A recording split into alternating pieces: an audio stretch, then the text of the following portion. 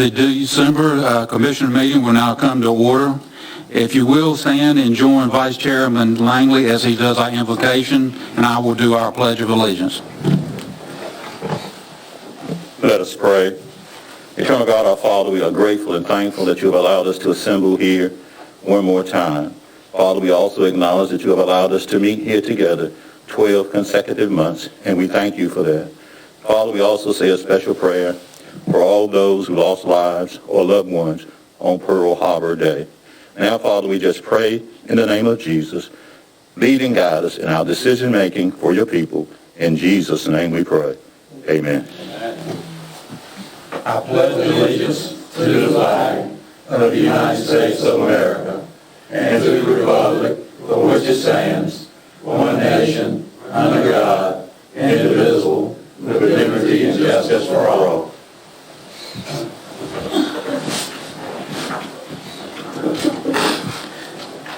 I'd like to ask if any commissioner has any conflict of interest of anything that's on the agenda tonight. Hearing none, I need a motion to approve tonight's agenda. Motion to approve. Second. You got some? Yeah, on page 3, item Y, I need to pull that. And a motion to amended agenda. So moved. Which one is it? Y, on the 3rd page. So moved. And a second?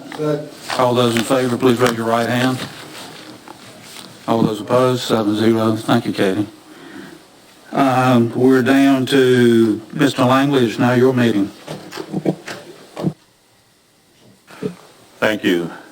Certainly at this time we want to acknowledge our outgoing chairman. We are grateful and thankful for his years of service, his calm spirit, and his willingness to do what is right for the people of Beaufort County. And so I'd like to present you with this plaque, which reads as follows. Presented to Commissioner Jerry Evans in grateful appreciation for his devoted leadership and dedicated public service to the citizens of Beaufort County from the years of 2016 to 2020.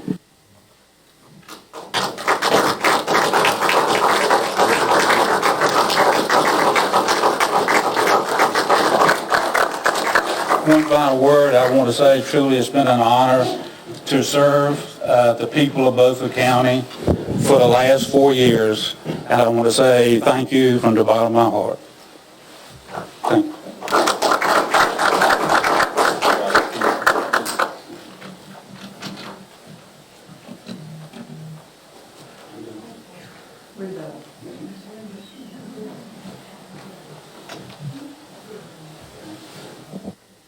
Now going to swear in the elected and re-elected officials. If you'd like to have your family or whoever you're going to have hold your Bibles, come on up. And does anybody need one? Okay.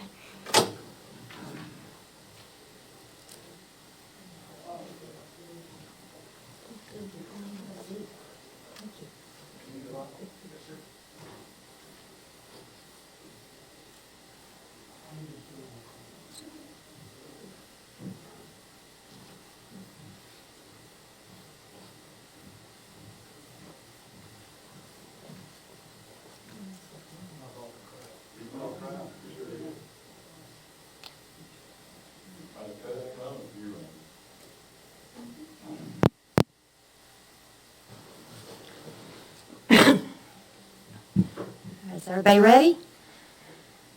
Do you solemnly and sincerely swear or affirm that you will support the Constitution and laws of the United States, that you will be faithful and bear true allegiance to the state of North Carolina and to the constitutional powers and authorities which are or may be established for the government thereof, that you will endeavor to support, maintain, and defend the Constitution and laws of said state, not inconsistent with the Constitution of the United States to the best of your knowledge and ability, and that you will faithfully discharge the duties of your office as Commissioner. So help you God.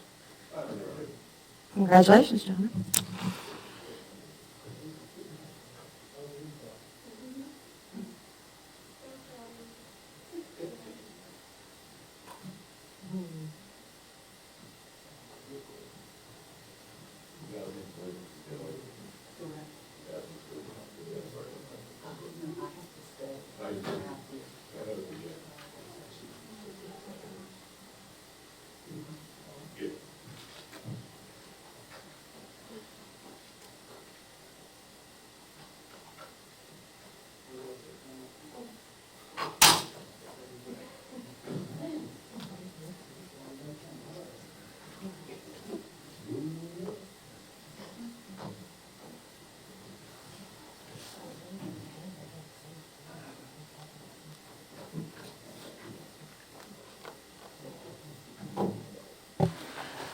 Next on the agenda is the election for chairman. At this time, I will take nominations for chairman. I'd like to nominate Frankie Waters for chairman.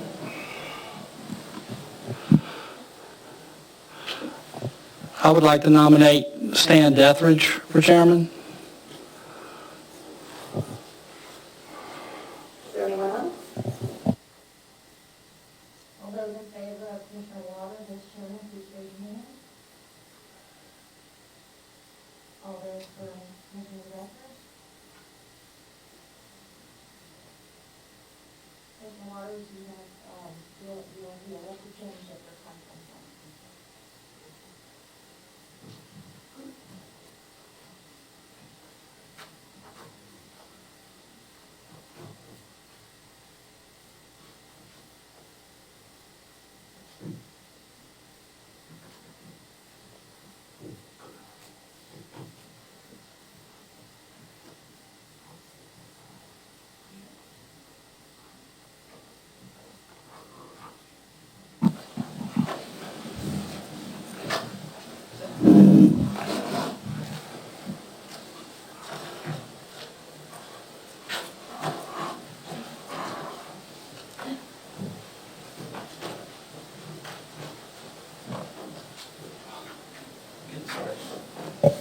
I'll now take nominations for vice chairman. Madam Clerk, I nominate Jerry Langley. Katie? The Republican caucus met as advertised. And not only did we decide to put me up for chairman, we decided to put Randy Walker up for vice chairman. So understanding that, I nominate Randy Walker. Are there any others? All those in favor for Commissioner Langley as vice chairman, please raise your hand. All those for Commissioner Walker? The caucus has spoken. Well, there was not enough Republicans on this board. Looks like to me, not enough Republicans. Mr. Chairman, you may now assign seats as you're liking. Okay, at this time, Randy, you're going to take the place of Stan. And Stan, you move over where Hood is. Hood, you move to John, and John, you move up here.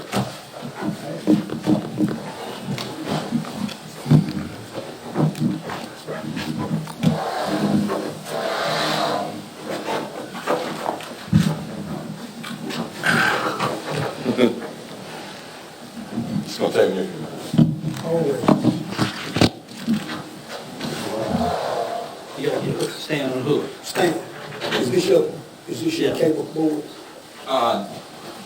Yeah, I'll get it.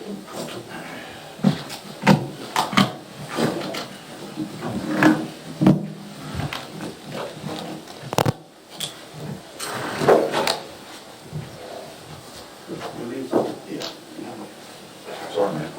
We're good, that's good. Good that.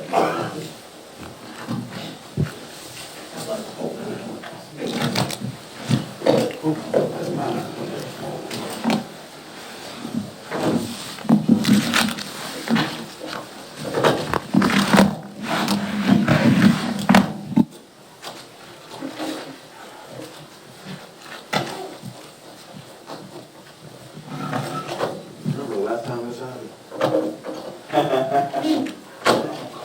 Oh, that was a couple of decades ago.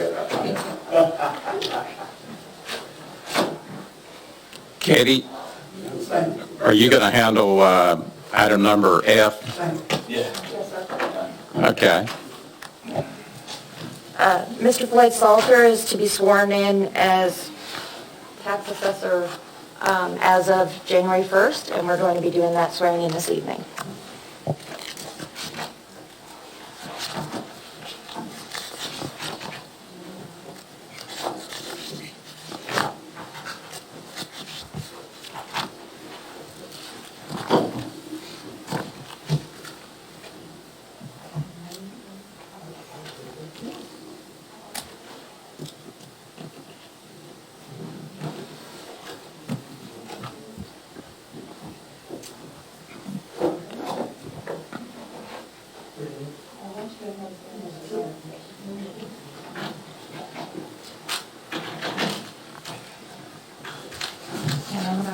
Raise your right hand.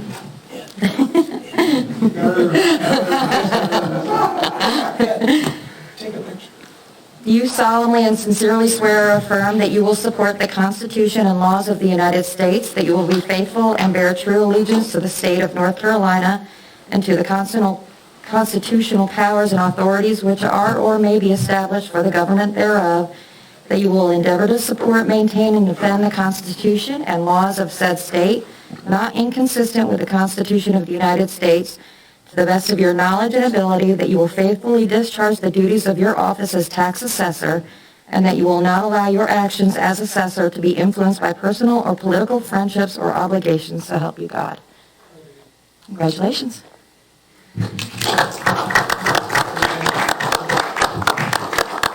Chairman, Yes. I have a question, a point of order. What we're swearing to is different language than we have sworn to in the past. Yes, sir. I have an objection to this language.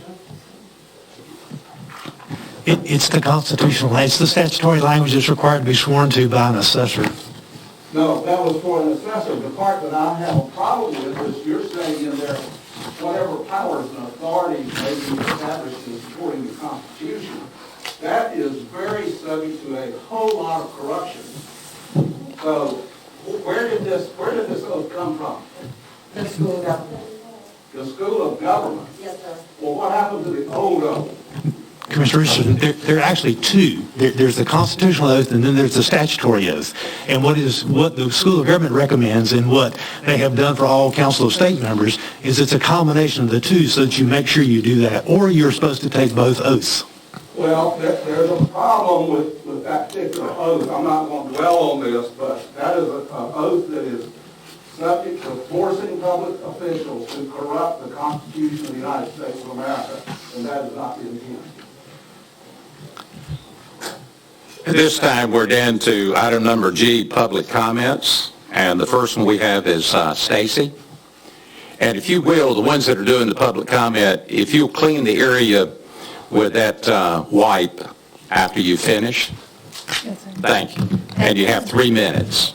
Yes, sir. Thank you. Good evening, Commissioners, and thank you for your time. I'm here to briefly mention background on Wi-Fi and broadband emission standards, as well as health effects of non-ionizing wireless radiation, specifically 5G, as it relates to the county's move to make Beaufort County a high-speed internet hub. While the benefits of 5G technology are few, the dangers are many. The difference in internet speed between 4 and 5G is measured in milliseconds and is negligible to the consumer. Meanwhile, the impacts of radiation damage to humans are lasting, and in the case of DNA damage, permanent. FCC standards for wireless radiation have not gone up commensurate with the latest technology. Yes, you heard that right. Unfortunately, the latest safety standards from the FCC are already 24 years old and are outdated. The FCC itself has admitted that it does not see a need to update its electromagnetic or radio frequency standards. In fact, there's a lawsuit from Environmental Health Trust Agency, a think tank, along with Children's Health Defense Fund, as well as individuals, against the FCC for this very reason. The lawsuit is aimed at getting the FCC to reconsider, revise, and update its 24-year-old exposure limits for radio frequency radiation from cell phones, cell towers, Wi-Fi networks, smart meters, and other wireless communication devices and facilities.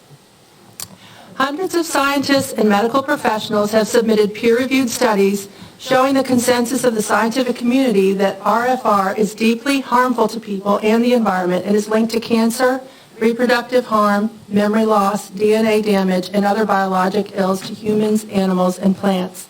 Notwithstanding this well-documented record, the FCC has released an order on December 2019 deciding that nothing would be done to update its standards and maintaining the antiquated exposure limits that are still ongoing now.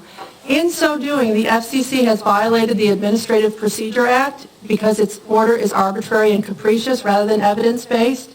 It has violated the National Environmental Policy Act, which requires an organization take a hard look at the environmental and health impacts of their decisions.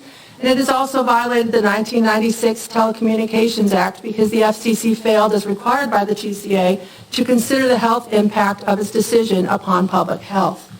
With this in mind, we are asking the county commissioners to pick up the mantle where the FCC has not, to do the requisite due diligence in protecting the health of the citizens of Beaufort County by thoroughly examining the research regarding non-ionizing radiation in general and 5G radiation in particular before moving forward with any high-speed internet rollout or changes to internet service in Beaufort County.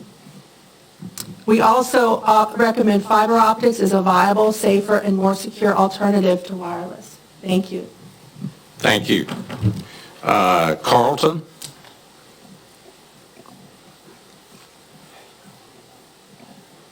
Carlton?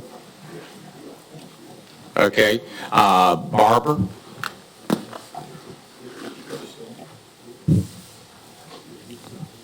Thank you for doing that, Stacy. You're welcome. I almost forgot. I'm nervous.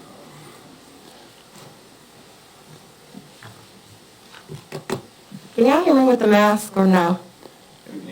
Okay. I would first like to apologize to the commissioners due to my statement on the last meeting. I do like to show respect where it is due, but also in regards to being an order. If people who call themselves leaders cannot follow their own rules, then how are they truly leading? What is their effectiveness? Or are you sitting in a seat taking up space? I say this because I've watched these meetings and I'm not seeing things move forward in Beaufort County. But I do see an increase in stepping back into history. If you have been in a seat for years on top of years, yet there is no change, then congratulations. You are taking up space, and you are a part of the lack of growth here in this community. I watched on several occasions where a non-person of color has been stopped by Beaufort County sheriffs with only one officer attending. This does not occur with people of color. When we are stopped, it's at least 2 or more officers. There's currently an influx of people overdosing from drugs. Several of those recent overdoses occurred due to fentanyl being brought in. This is also occurring in surrounding areas. So why doesn't the sheriffs carry Narcan? There's been an influx of suicides. Why aren't officers taking training for suicide intervention? There's a huge need for mental health services to the point that I've taken it upon myself to work with the National Alliance on Mental Illness to ensure that people of this community are getting the services and support that they need by becoming an affiliate for the county. On August 7th, Mr. Keys was slammed to the ground and bruised by Beaufort County sheriffs over false charges, and you commissioners demanded that he be fired. Yet you had a meeting about adding more officers. Shame on you. This was a 71-year-old man who has been working at the trash site for 20 plus years. So this is the way you treat your elders. Well, Mr. Commissioners, have you checked to see that there was no police report provided? And if Mr. Keys was considered a threat, but he was able to sign himself out of the jail, a call was received by Ms. Polk's cell phone to an officer. He responded and brought friends. Did you know that 4 officers responded, but only 2 are listed on court documents? Why is this? How can the sheriff's office be trusted if the information going to court is not factual and complete? Then a witness says that Coleman refused to speak to him. The Social Coalition for Social Justice 2020 states that here in Beaufort County, there is a school population of 6,444 students, and out of that, 43.4% of all juvenile delinquency complaints were school-related. Black students make 31.9%, and yet were 2 times more likely than whites to receive short-term suspension. Yet you talk about adding more officers to add to these students, to the school-to-prison pipeline. You all can't even make the sheriff do anything you want him to do. Yet you expect the public to feel safe about having them around our children. Beaufort County Jail, lastly, is a pretrial detention facility where not everyone has been proven guilty, which is their right by law to be innocent until proven guilty. Yet they are given poor food, no recreation, safety, security, etc. And according to the grand jury reports and the National Institute of Justice, this information was verified for the times that the sheriff was allowed to, that the sheriff has allowed them to come out. But now he won't answer calls. So what are you all doing? Who is going to be held accountable and forced to accept responsibility? I keep going back to the Joanne Little. Your time's up, Barbara. Thank you. Thank you. If you would wipe that off. Thank you.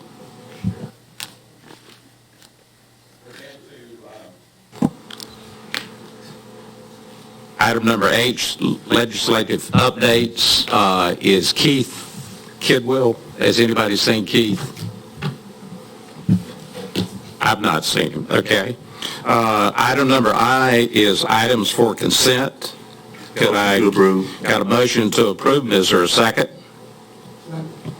A second. All those in favor say aye, or I say aye. Raise your right hand. Those opposed? Item number J, items for presentation. The first one is the COVID-19 update by James Matson. He's in the back. He's coming.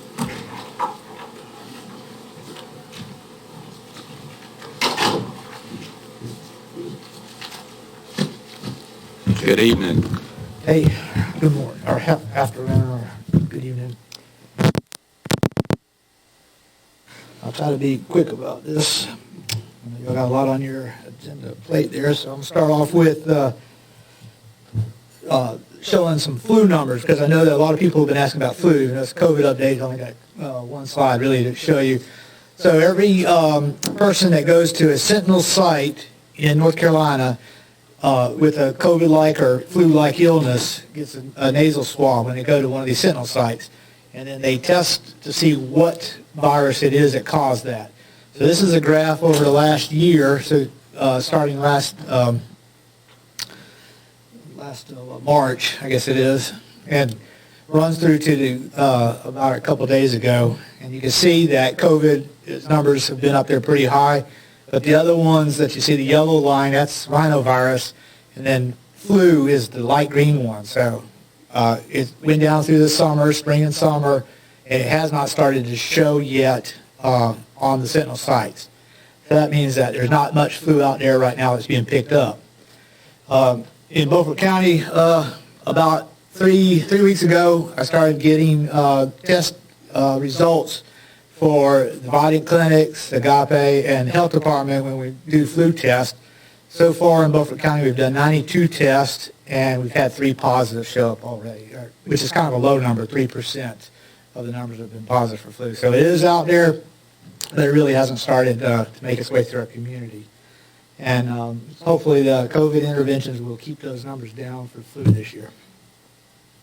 But getting to COVID, right now in North Carolina, they're approaching 4 million confirmed cases, and there's 5,560 deaths that have been recorded. And right now, there's 2,240 that are in the hospital. Over 5.5 million tests have been done in North Carolina. And today's positivity rate is 10.5% of those that are tested were positive. There's a graph to show the kind of last 3 weeks for the COVID numbers. And in Beaufort County, so we're at 23,876 tests have been conducted on residents. Of those, 1,876 are positive. Of those 1,876. I might also mention that that is about 4% of our population has tested positive at this point. For every... Are you still going by the same coefficient of 3 people? If you have one that's tested positive, 3 people probably have had it, or asymptomatic, or... That's a good estimate, that for every test that we've had positive, there's probably 3 other cases out there that didn't come in and get tested. So if that's the case, then probably that's 12%. It is an estimate, so which means that if that's true, then as much as 12% of our population has probably contracted COVID during this year. I guess. Yeah. It's hard to do math when people are looking at you, you know. So out of the 1,876 cases, 95 have been hospitalized. That's about 5%. And 56 have died, and that, of course, is 3% of the total number of tests that have been positive. The average age of death is 80.4, and about 54% or 30 of those deaths occurred in the long-term care facilities.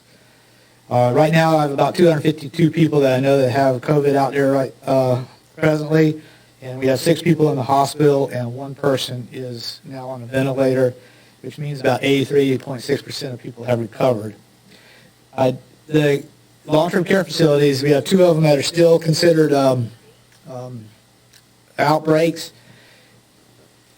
To get out of the outbreak status, they have to go 28 days without a positive.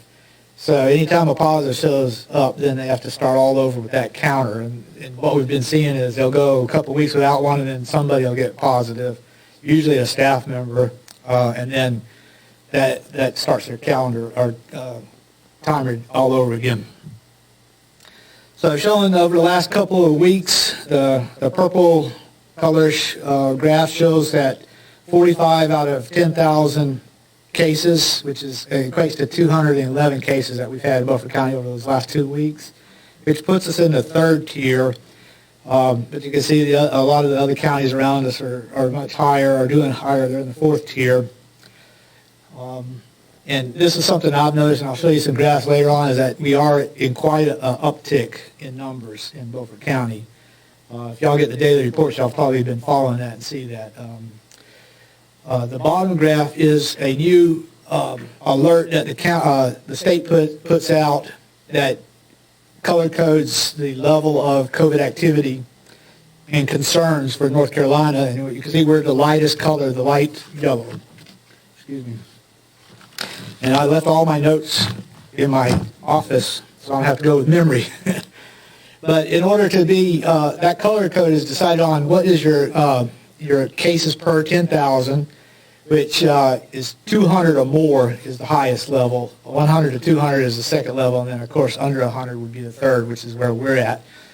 That criteria, plus they look at the positivity rate of the county and whether the hospital system is highly impacted.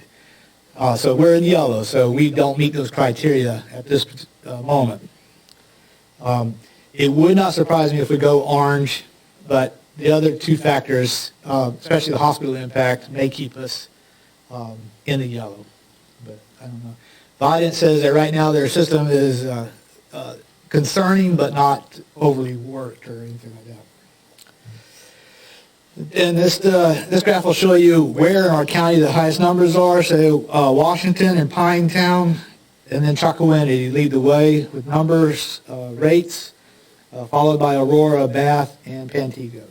Did I say that right? Yeah, I can't remember. But anyway. As far as tests go, we've done over 1,000 tests last week, and our positivity rate for last week was 13.2, which is much higher than it has been. This is the highest positivity rate we've had since the event has started. I was hoping that it would stay, below that 10 mark.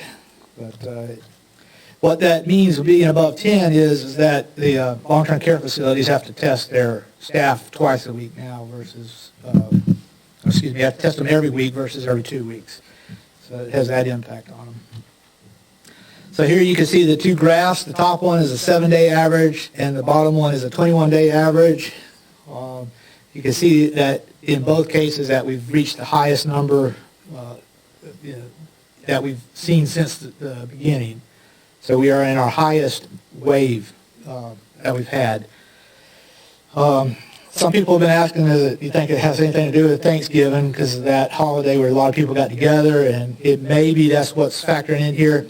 I can't tell. If it is, then we'll probably see the wave continue because everybody that contracted it during Thanksgiving would be giving it to other people who would spread it even bigger. So hopefully that's not the case. Again, it's kind of hard to predict where we're going with this. I can only react within like about a week period. With, here we see a graph that's showing also the waves, and this would be the number of active cases that we have. And you can see that this is the most active cases we've had in Beaufort County since the beginning.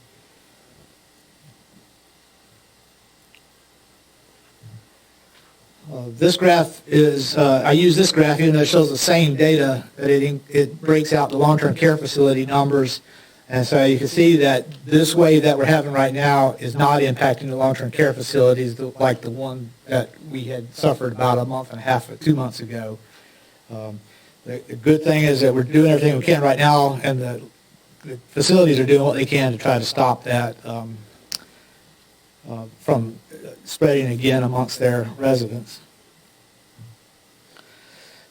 So the number of positives that reported not having symptoms was 17%. Now, this has gone down from 22% to 20% to 17%. So I went back and I looked at just the last month or so, at the beginning of November to now, and that number is more like 15%. So more cases are symptomatic based off of that. It may be that only people that are coming to get tested now, a lot more sick people are coming to get tested versus people that are not symptomatic. And then the next pie chart shows the percent of people that are known to be contacts, and that was at 57%.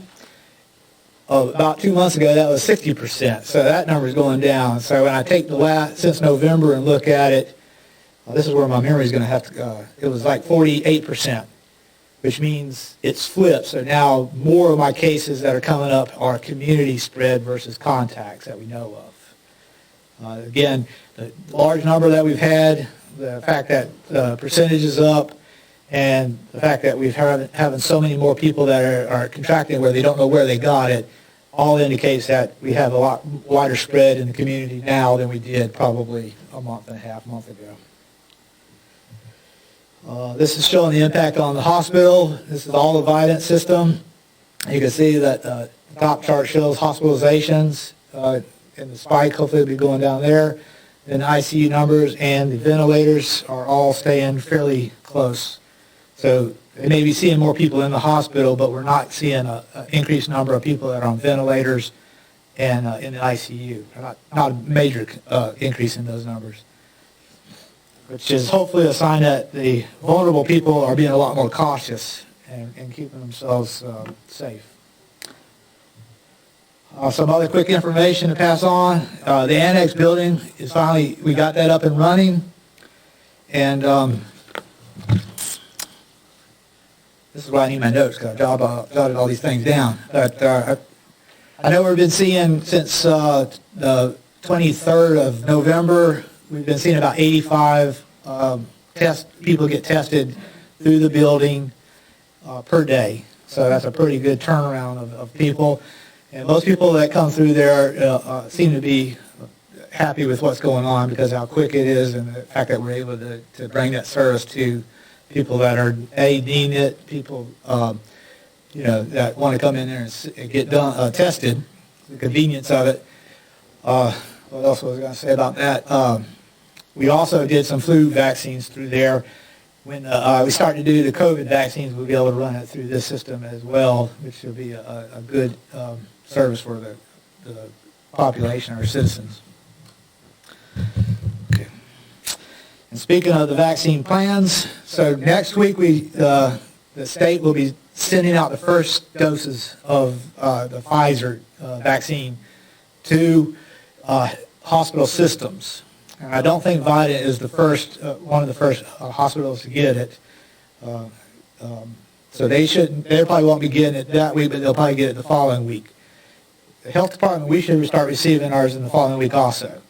We'll be receiving the Moderna vaccine through the McKesson system, and I don't have a clue how many doses I'll be getting right now. I haven't been told that. Yeah, but I do expect to have some in-house the week of the 20th.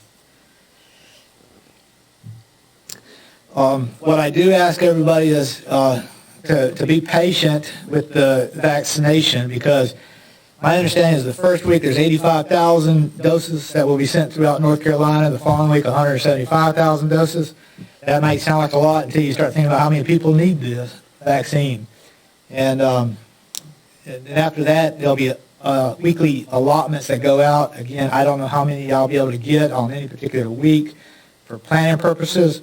But the idea is for us to phase in who gets tested based off of the CDC guidelines and the ACIP guidelines, which North Carolina will pretty much follow, and that's what we'll be following. But just to give you all an idea of those phases, the 1A category would be the healthcare professionals in the county, which includes the staff of the long-term care facilities, EMS, and then the residents that are in the long-term care facilities. So they'll get the first dosing as soon as we get numbers to do that.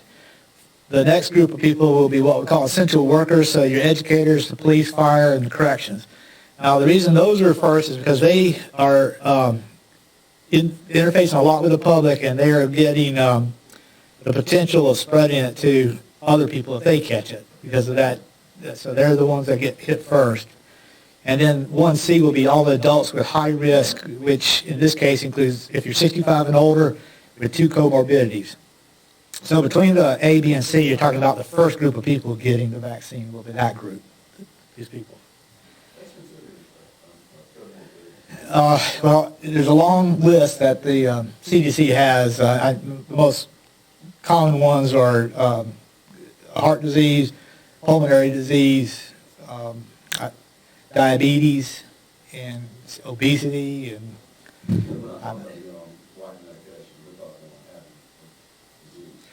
and it'll be determined by the physician.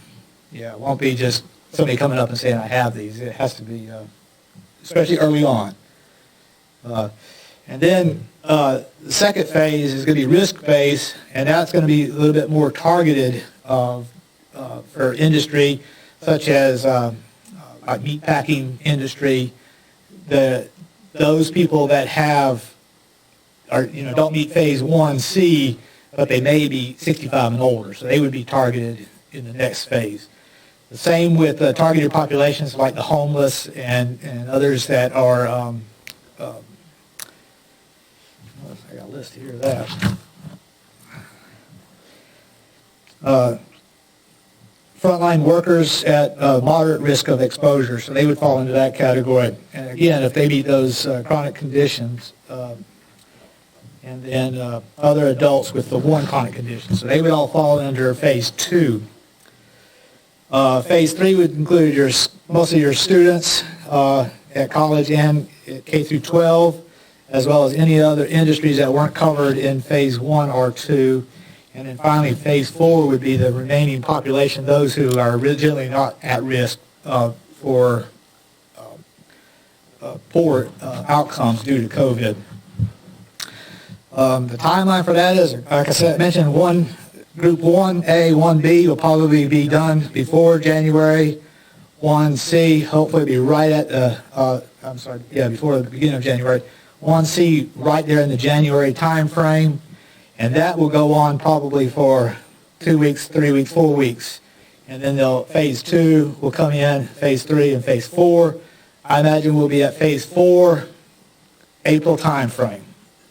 And at that point, everybody should be able to get a vaccine. When you get to phase 4, everybody should be able to get a vaccine at your medical clinic if they're a provider, designated provider. CVS will probably have, the pharmacies will probably have it as well, and the health department will have it. Most of your medical providers will have it. And then we'll probably open up point of distributions throughout the county to try to get people that don't have easy access to there, or for more convenience for everybody. We'll have like something set up maybe at the community college where everybody can drive through and get the shot during phase 4 time frame. So, any questions about all that? I've got a question. The 28 days you speak of, 28 days without an incident, is that what we kind of can follow along at home and we see that time clicking up? That's how we know we're doing good? At a long-term care facility. That's for a long-term care That was just facility. long-term, Just- but 28 days, we're not using that as a scorecard, so to speak, for county, or would they? I don't think I can't say we'll never. How do we know this thing is over? Yeah, I was going to say, it'll probably never be over. Right. What we're hoping to do is get it to a point where it's like a background level that we've kind of, as a society, come to accept. With these phases, are you going to have some sort of signage that said now serving phase 2 or something? Or? We got together today to have our first discussion about communication of this, because I said that today we're going to start with me saying to y'all so that people can see how that phase works. Because again, I'm asking for patience because your time may not be right away, and so I only have limited supply. If I had 50,000 doses, I would start tomorrow doing vaccinations on everybody, but I don't have that. So yes, we're going to try to get the word out on when the phases are going so that people will know. The 2 vaccines you mentioned, which one has the dry ice needs? That's the Pfizer, and it is the ultra cold storage and handling, which is probably why we're not getting it, because I don't think Biden has that ultra cold storage capability, but I'm not sure.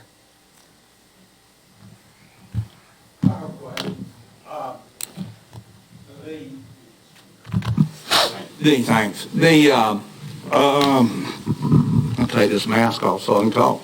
The people who have passed, the average age is 80.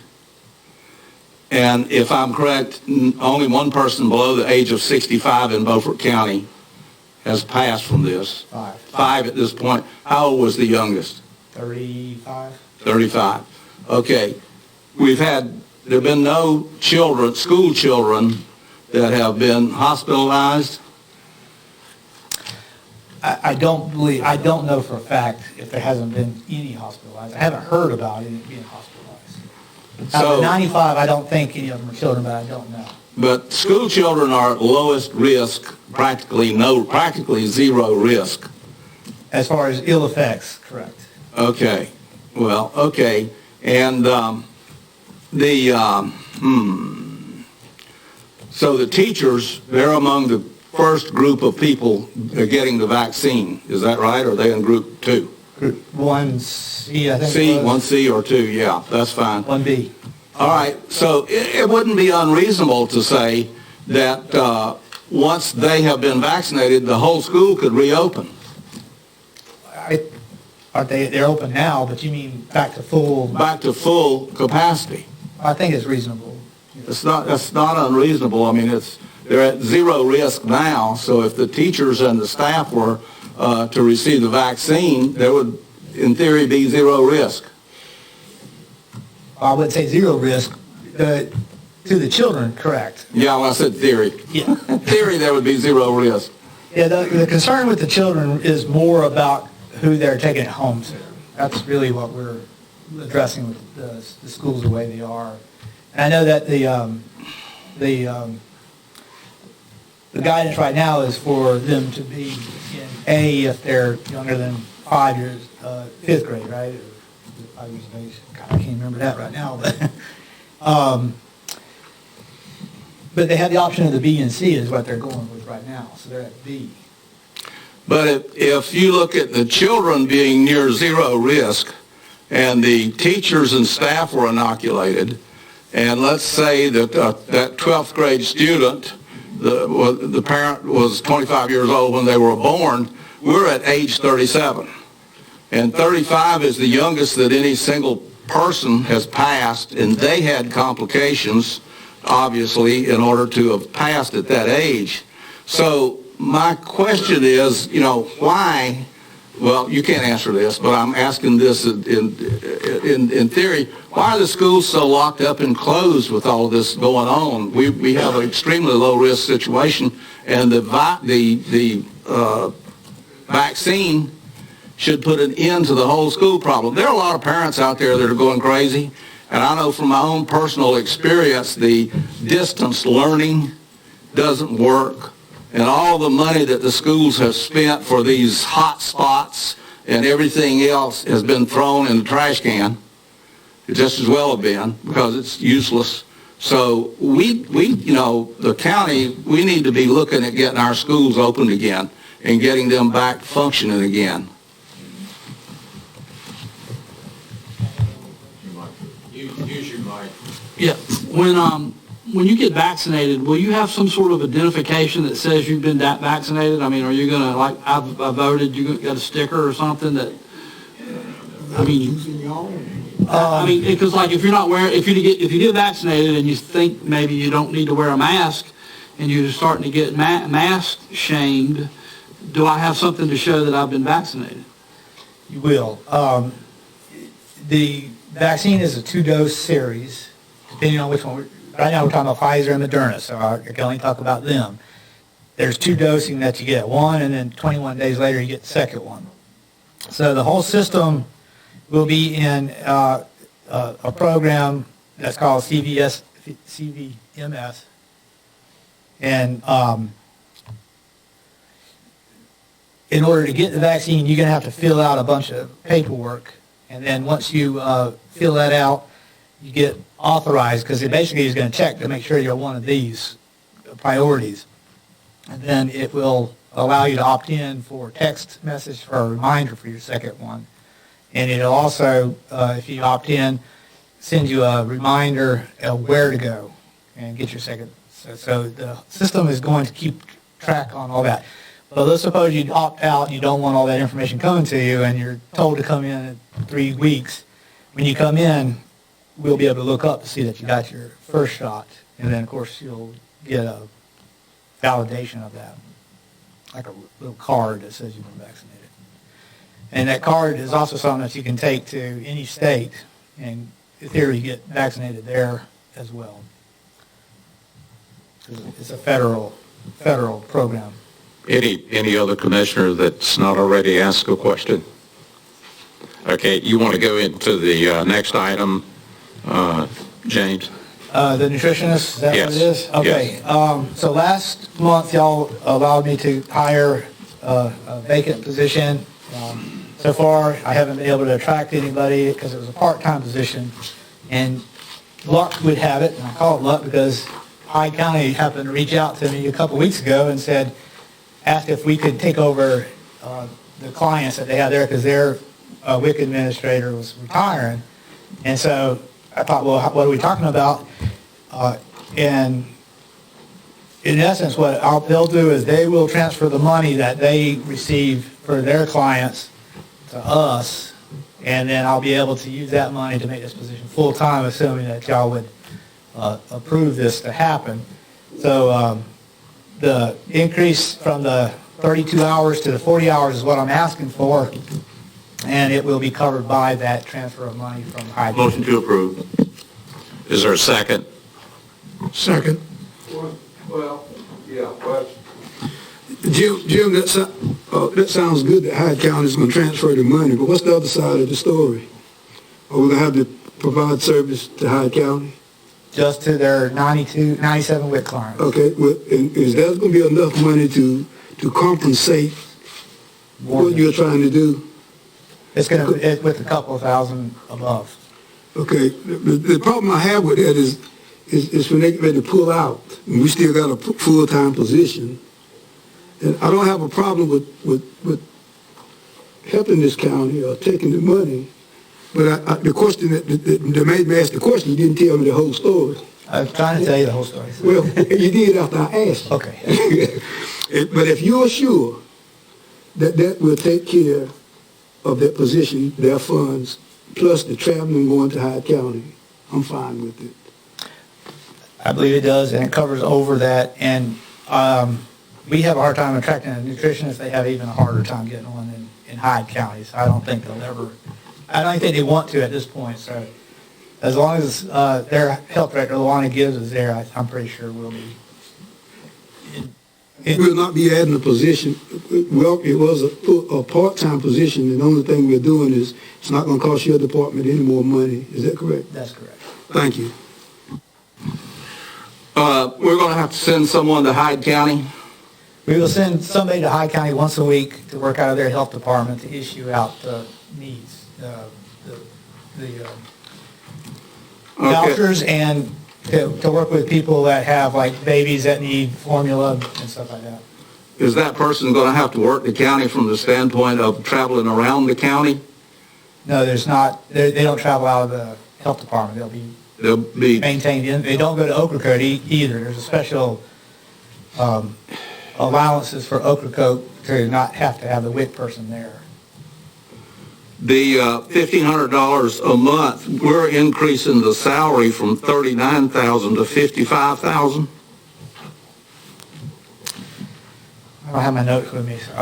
Well, according to this, the position is currently budgeted $39,161.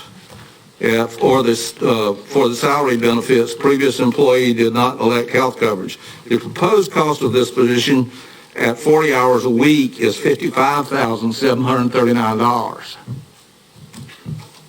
Okay, so that's the roughly that's 16,000 of the 18,000. So there's 2,000 that's left for transportation. If I'm reading this correctly. Right, I see this as having an extra almost $2,000 for the year that would cover those kind of things. Okay, now the money that Hyde County has, the $18,000, about how much of that comes from federal or state funds versus their funds? It all comes from the state and federal dollars.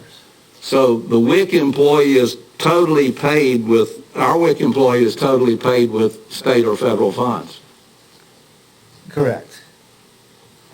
The one that, the position we're talking about. Right. Yes, and it will not I don't see us using any county dollars for that position for this increase in service.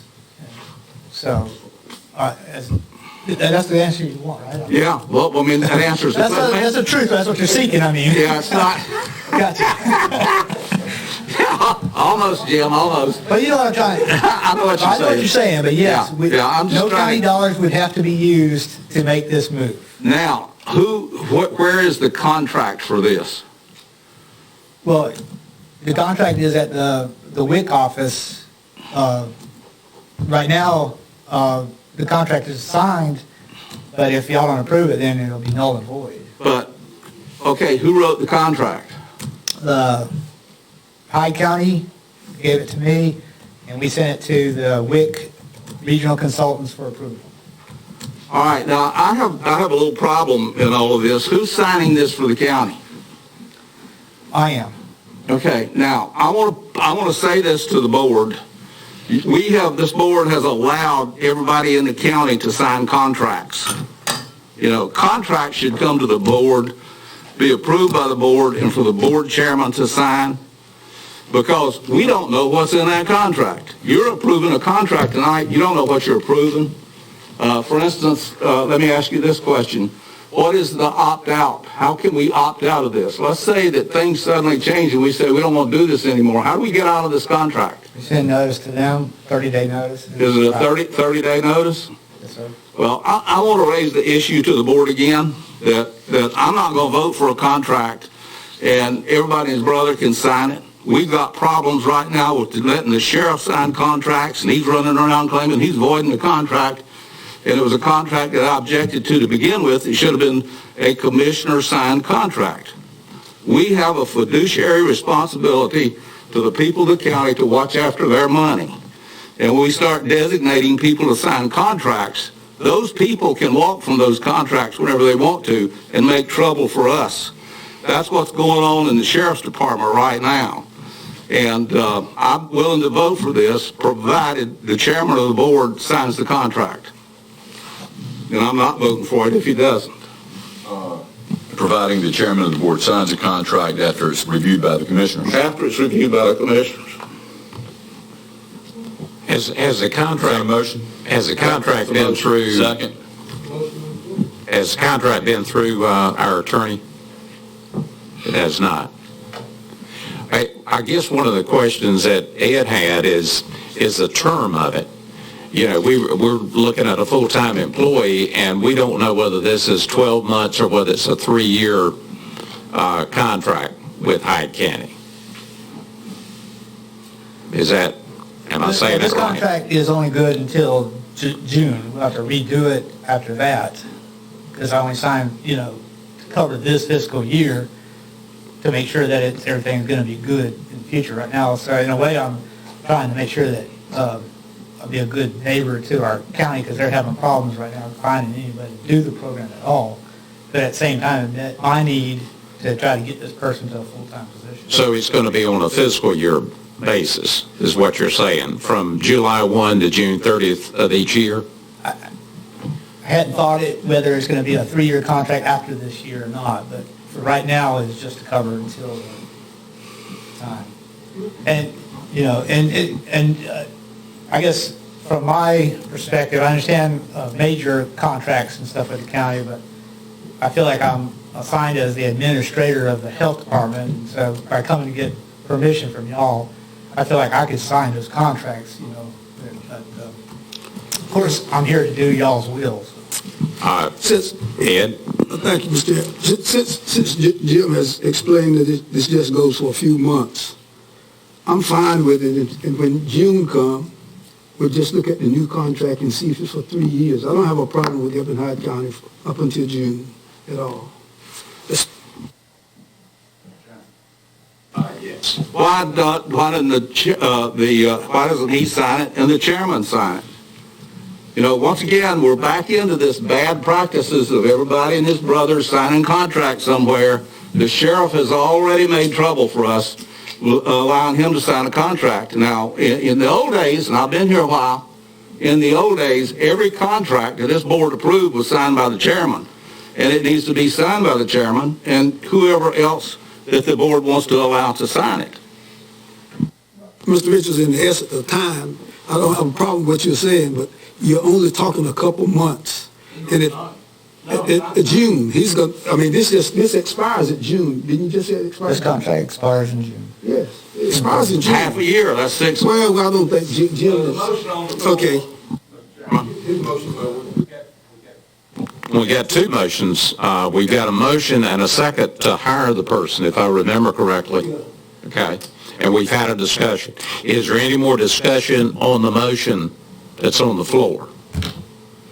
All right. If not, all those in favor of the original motion, raise your right hand.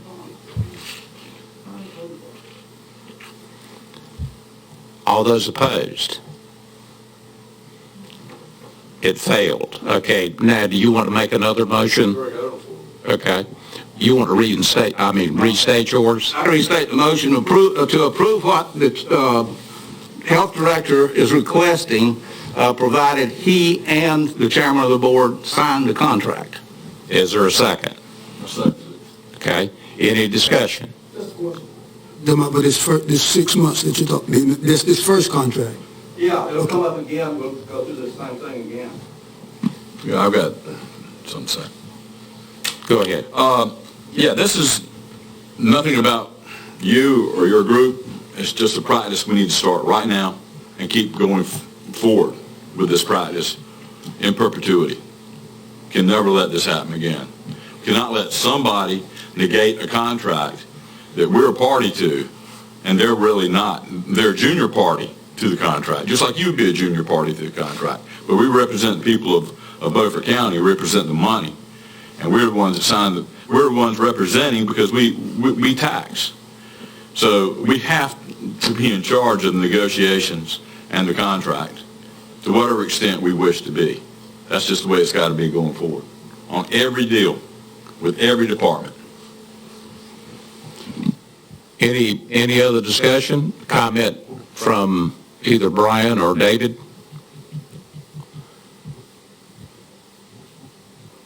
Okay. Ready for a vote? All those in favor of the motion, raise your right hand. All those opposed? Thank you. Will you clean that? Thanks. Jim, do you have that contract with you? I don't have it on me.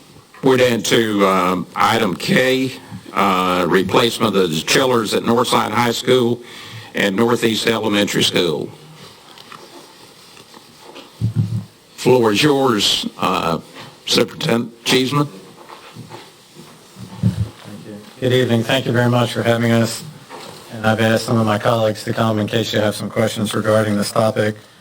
Specifically, Northside High School has a failing chiller, and Northeast Elementary School has a chiller that's in need of repair.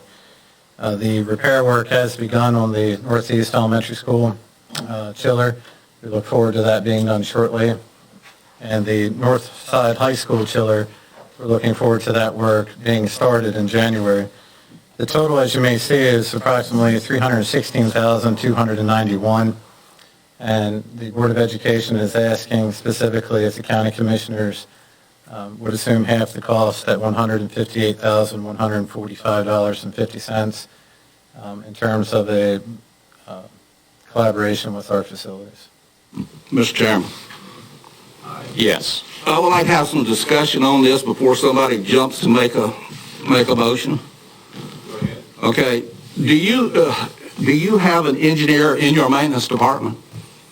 I think you and I talked about that before, and the answer is no. Okay. Have you had an engineering evaluation of these chiller situation? Yes. By whom? Come on up. Come on up. Brady Services and All Red Mechanical. No, they're not engineers. They did a site survey on our chiller and our compressors. Did they give you a document with an engineer's seal on it? No. They are actually people that repair these things, aren't they? Yes, they're in the repair business, installation business, yes. Okay. I can't vote for this. We've had problems with school system before coming in asking for money for things like this when there was very poor work had been done in the background. Sure. I have a problem being an engineer is a part of it, knowing that you're running some very complex systems over there. And I've been at Northside School when the janitor was running the system, a hot water, cold water, 4-pipe system, whatever. And nobody knew what was going on. And I sat in the auditorium and sweated to death over this stuff and went back out and said, why don't you get an engineer to figure out what's wrong with this thing and work this? Oh, no, the janitor, he knows all about it. Yeah, sure he does. As far as I'm concerned, I've read this and looked at this. I'm not willing to vote for it until you bring me a study by a licensed professional mechanical engineer who does this kind of work as to what his opinion is, because I noticed that you're talking about installing extra pumps and all this sort of thing. That's engineering. That's not repair work. This is sophisticated stuff.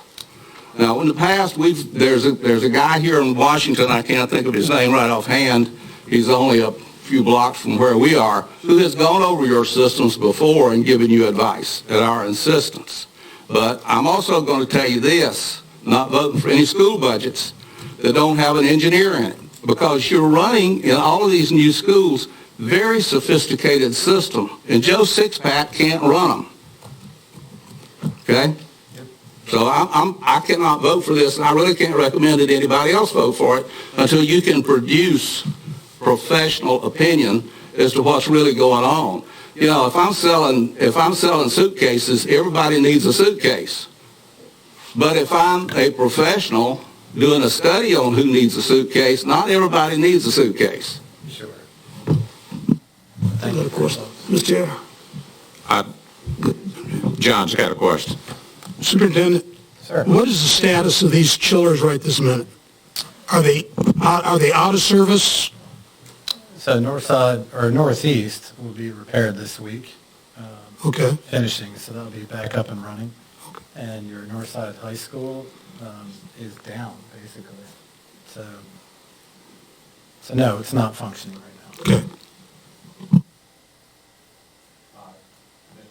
Jamie, what's the age of these children? The one at Northeast? 20 years for Northside High School and 19 for Northeast. How many times has the one been repaired at Northeast? Northeast, to the best of my knowledge, this would be the third compressor that's been put on one unit. Throwing good money out the bad? Yes. Sir? I would agree. How about the other one? The chillers at Northside High School have been running at 50% capacity for a while. New to this position since June, so I would have to go back and find you how long they've been running since then, but the best we've received since I've been here is 50% capacity, the ones at Northside. At 50% capacity, how much efficiency is that wasting of good time? Probably 70. Well, thank you. Mr. Chairman, unless somebody else wants to speak. Mr. Booth just made my case. The gentleman just told you you had a problem. And you sent for the repairman to replace parts. Now, I have some personal knowledge of that Northside stuff, and I'm telling you, it's never been running right. You need a professional heating and air mechanical engineer to go over the thing and figure out what's wrong with it. And I'm not voting for it to throw this money away. I want to cite a couple of things to you. The school came in to us about 5 or 6 years ago, and they wanted $400,000 to fix the water system at Washington High School. And they couldn't tell us what they were going to do. And they'd never had an engineering evaluation. Well, when we finished, they went away. They didn't need any money. The same thing happened at Northside, the grammar school. The drainage. They just needed $400,000. The problem would go away, but the board couldn't tell us what they were going to do with the money. I insisted on an engineer. In both of those cases, we saved a lot of money. To be very specific, and I appreciate your thinking, with this money, we're going to buy a new chiller for Northside High School and repair the one at Northeast. To be very specific, so there would be no doubt in terms of what $316,291 pays for. We are buying a new chiller for Northside High School and repairing the one at Northeast. So whatever confusion happened before my tenure, just being very transparent, that's what we're going to do with the money. Any other questions from commissioners? If not, I'll entertain a motion. I'm sorry. Just a quick question to the school finance officer. Come on up. Willie Mack, I'm assuming y'all are like us and that you get your sales tax back at the end of the year? We only receive a local portion, but yes, it comes at the end of the year. Okay, so you've included sales tax in this. As I understand it, if you were to take the option with the expansion valve, it would be $150, $795 would be half of that because of the sales tax you would get back at the end of the year. The number you've got includes the sales tax, so we don't want to pay that twice. Right. But there again, if we pay, or the state maintains the 4.75, we would receive the 2%. That's all we're going to get back, whereas the county gets all of their sales tax. Okay, thank you. Yes. One of the things I'd like to know is what is your projected fund balance for this year? The school system hasn't been operating. You have to have surplus funds. You've received COVID funds. You've received all kinds of things. I perceive this as another money grab, and it's not budgeted. If it was budgeted, you had the opportunity. If that thing been running at 50% of capacity for over 6 months, you should have had this in your capital budget for this year, and it wasn't in there. So there's a lot of financial things wrong here. And I can't understand how these commissioners could possibly vote for this because it doesn't make financial sense. It doesn't make budgeting sense. You've had an opportunity in the budget several times to bring this up. So this is money that you have and you need to dig up. And I know that you have the money. So specifically, I think you make a good point. I think we try to be very intentional with our dollars, and I won't argue that point. Our fund balance is projected to be $1.239 million. Specifically, answering your question. The reason I'm here this evening about this circumstance is, quite frankly, I was encouraged to be here. by this very board in a partnership specifically around facility use. And that's why I'm here this evening. I'm here because specifically the county usually helps the school system specifically around facility need. Not arguing that point, it just happens to be the case. And so with that, we're just asking for your consideration. And specifically the money would be used to purchase the chiller at Northside High School and to repair the chiller at Northeast Elementary School. And any other thoughts of the matter, this is just what we're trying to do tonight. Is there a motion? Mr. Chairman, one more go at what he just said. One last one. Well, it may not necessarily be the last one because this is a lot of money, Mr. Chairman. Trying to shut people down is not advisable.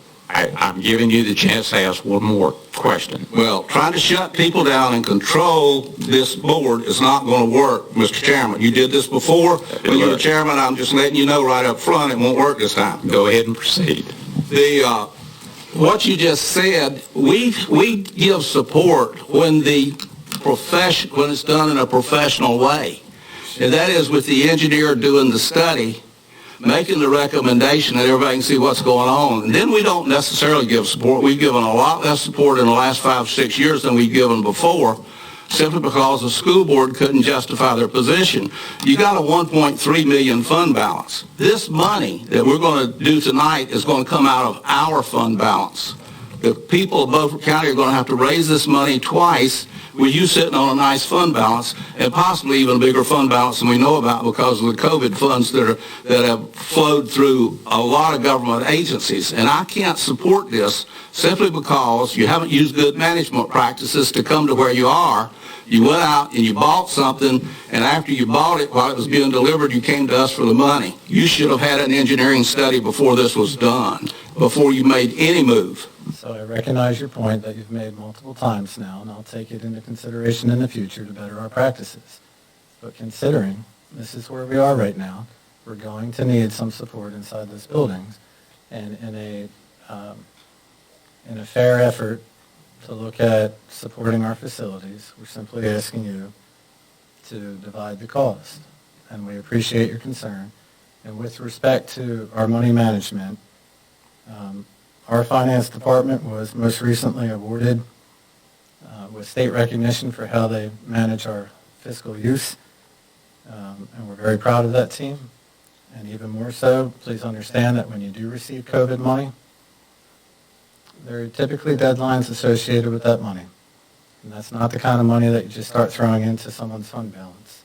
It's not a keep-all. And the state has done a very nice job of putting different types of budgets together that sometimes public schools don't realize they're even coming until they drop. So considering that, we've been doing the best under the current circumstance, and we really appreciate your thinking in sharing this cost. And it would be very nice to be able to utilize that other money for very specific things that touch teachers and students directly. So thank you very much for your consideration. Thank you, Chairman. Any other questions? You've got a problem right now. You don't have heat in one building. You've got partial heat in another, right? We're having issues inside the building, sir. Yeah. And you understand that it might be better to, going forward, to bring in an engineer to keep this system running correctly? I've listened to the point. Yes, sir. Definitely. Would it be a consideration come budget time, possibly? Well, yes, but I speak on behalf of the board. And also please know that hiring an engineer would cost money for that salary. Yeah. And so there are a lot of different things when it comes to funding school systems of state, local, and federal dollars. Is it possible to go out and get an engineer? Sure, there's plenty of consultants. Get a consulting, I mean, There's a good one, right? Ron Pledger, that's the guy's name. I might He's worked on those systems before. Yeah, I'd be more than happy to talk with the board about it, definitely. Would you? Absolutely. I mean, and to source this in possibly and keep it running properly, because these chillers are awfully complicated. I can't even begin to try to understand how they work. To be really thoughtful is we're very excited that Mr. Stokes is now our director. He's had a really great attention to detail. The state DPI specifically asked you to put together a 5-year facility use study. That's due back to the state in the spring. So when we take a look at that, we'll have a better understanding of what our needs are. Absolutely. But in this current circumstance, we're really excited that you're entertaining this concept. I understand. It is winter. Winter's coming on. This was a winter day today. Look, at the end of the day, you're dealing with adults and children. Yeah. I wouldn't stand here if it were just an empty warehouse. Okay. Thank you for your consideration. Did you make a motion? Is there motions made and second? Any other discussion? How much money are you talking about? It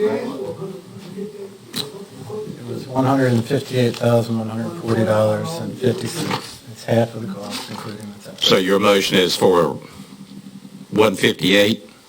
158, 145. Okay. Is that it? Yes, sir.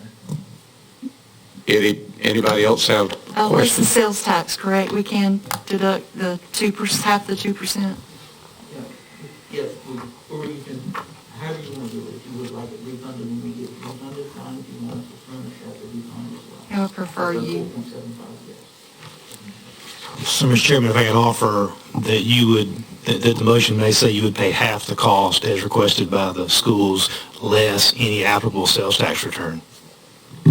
I would recommend the same thing because Willie Mack, on the first bid from Brady, I am not getting the sales tax to work out to the correct amount. We've had issues with our bidders in the past, and so we go back and we go hold them to their bid and we true it to the sales tax. So if they don't want an error, we true it to the sales tax. 'Cause I think they've shorted the sales tax about $6,000. We'll double check it. Will you accept that? I will. Okay. All right. No other question? All those in favor of the motion, raise your right hand. Those opposed? Thank you very much. Thank you very much. Congratulations, and I hope you have a wonderful holiday season. Thank you very much. Okay, we're down to item number L, the item for decision on soil and water. Ann Williams, I think, is in the back. Miss Ann, if you'll step out.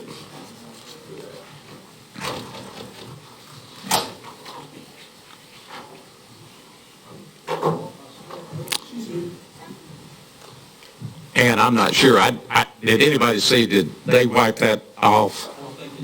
And you might want to wipe that down.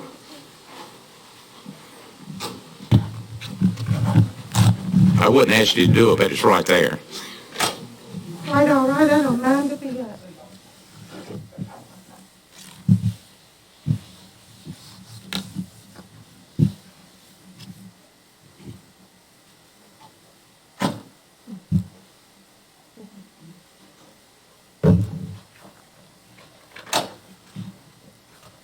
Okay. The first thing before you tonight, and before I start, I have our district's technician with me tonight, Nathaniel Woolard, in case there are any questions. If you feel uncomfortable with the mask, you can take it off. I'm so used to wearing it now, I forget I have it on. It might sound better over the system. All right. The master agreement put before you tonight awards the Beaufort Soil and Water Conservation District its matching funds, technical assistance funds, and stewardship monitoring funds for swine farm buyout sites for program year 2021 through the Department of Ag and Consumer Services Division of Soil and Water Conservation. Funds awarded total $28,777. The effective date of this agreement begins July 1, 2020 and terminates on June 30th, 2023. Amendments will be offered during fiscal year 2022 and 2023 to award additional matching technical assistance and stewardship monitoring funds to complete the master agreement. All match requirements are satisfied through the district's 2021 budget. The agreement was approved by the district's Board of Supervisors on November 16, 2020. The district's board recommends approval of the agreement by the Beaufort County Board of Commissioners. Any commissioner have a question? Motion to approve. Who puts up the match? It's in our operating budget, Beaufort County. didn't y'all use your operating budget for some other stuff to The things match? the things that are in our budget that it matches are salaries, benefits, mileage, cell phone use, supplies, that kind of thing. It's already line item. I understand, but I thought that some other programs you had already matched. I mean, if you add up all the matches, would it be more than what you're paying in salaries and supplies? All right, okay. So how much money would that match be? This match, for this matching agreement, Yes. $48,777. Okay, and that's money that we're not going to have to contribute any new money toward. That's correct. They're just going to give us the money. Yes. Okay. Question for Chris Williams? Yes. It's just for Shrine Bound money. Yes, sir. Well, we eat ours. Do I qualify to get some money? Okay, we have a motion. Is there a second? Okay, we have a second. Any other discussion or question? All right. All those in favor of the contract, raise your right hand. Anybody opposed? I think everybody. You want to go to the next item? Yes, sir. Ann? Through the 2016 Disaster Recovery Program, the Beaufort Soil and Water District was awarded contract number 17-175-4042 to remove debris from various waterways in Beaufort County. Phases 1 and 2 of the program were completed in 2018. Phase 3 was completed by RDC Debris Removal Construction in December 2019. Funds in the amount of $112,233.49 remain to be spent under the district's contract. The scope of work for Phase 4 has been identified and approved. RDC Debris Removal Construction would like to complete Phase 4's scope of work and has offered to complete the work at the same rate per linear foot as they bid and worked during Phase 3. Under Phase 4, 42,900 linear feet will be completed at a total cost of $63,921. The district's Board of Supervisors requests that the Beaufort County Board of Commissioners approve moving forward with RDC Debris Removal Construction and its Phase 4 debris removal program. Any questions of Ann? Well, isn't there about a $40,000 or $50,000 surplus in that? How much would it be when this is completed? I don't know that it's that much. What do you intend to do with that? We hope to identify other areas to work in and spend as much of it as we can. Motion to approve. Have a motion. Is there a second? I'll second. Any other discussion? All those in favor, raise your right hand. Thank you. Thank you. I'll call you again before I leave. Thank you. You call Anita and see if you can get her to send you a check for that double duty.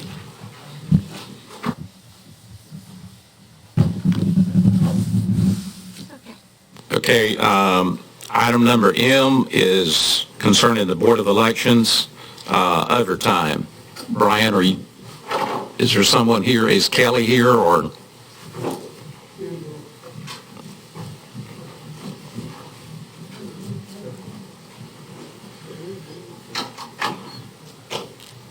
Hello, Kelly is here, I'm here, several members of our board members are here. I'm Jason Williams, I'm one of the members of the Board of Elections. We asked to have this item added to the agenda tonight because we have money that was allocated us by the State Board of Elections. This money was given to them from the federal government through the CARES Act. If we don't spend this money, then we will have to return it to the state. We would like, so our director, Kelly Harris-Hopkins, is here tonight. She's been our director for 19 years.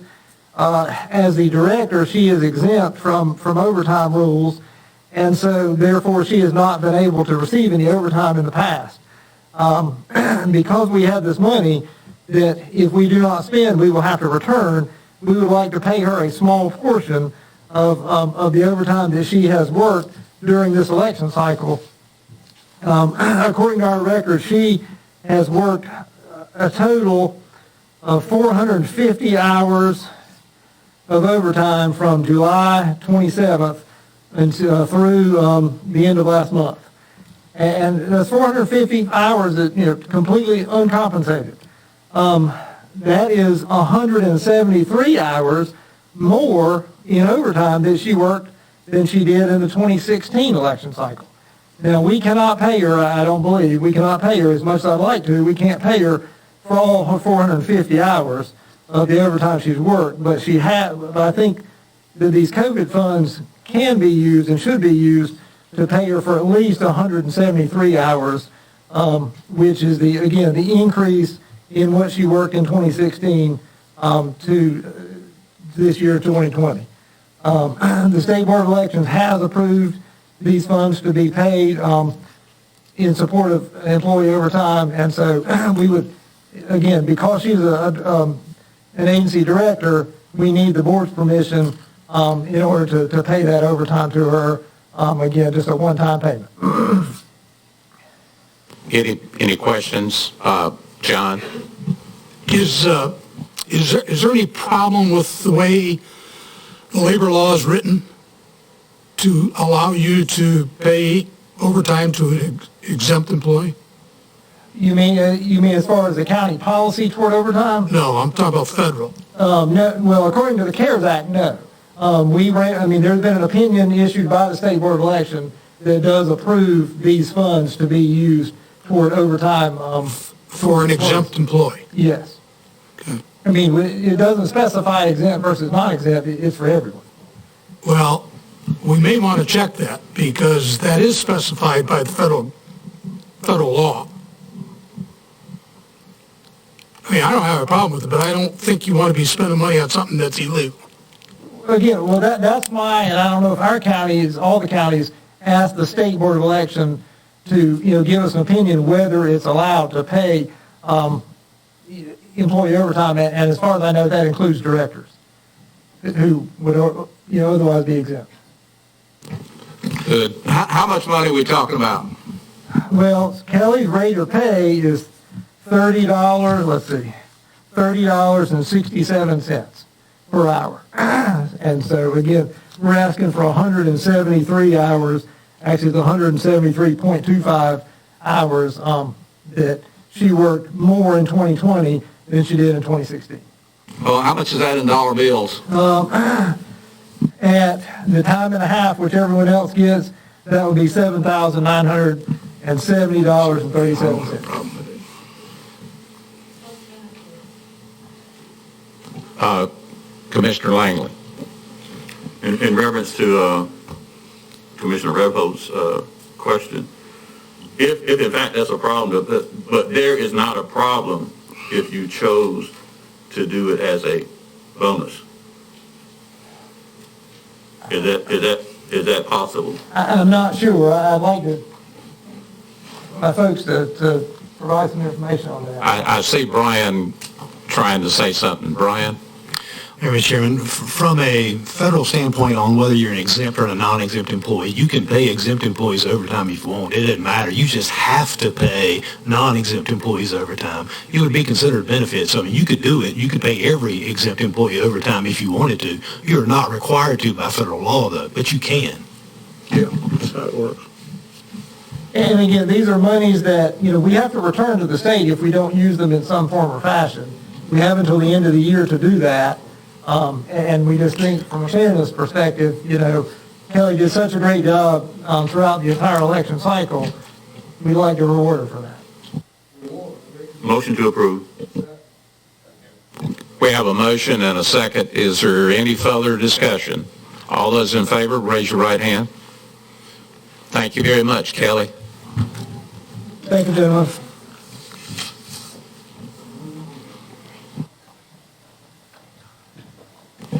And according to our schedule, and Katie, I don't know how you did this, but you left us 2 minutes before the break, but we're going to go ahead and take a break, and we'll be back shortly.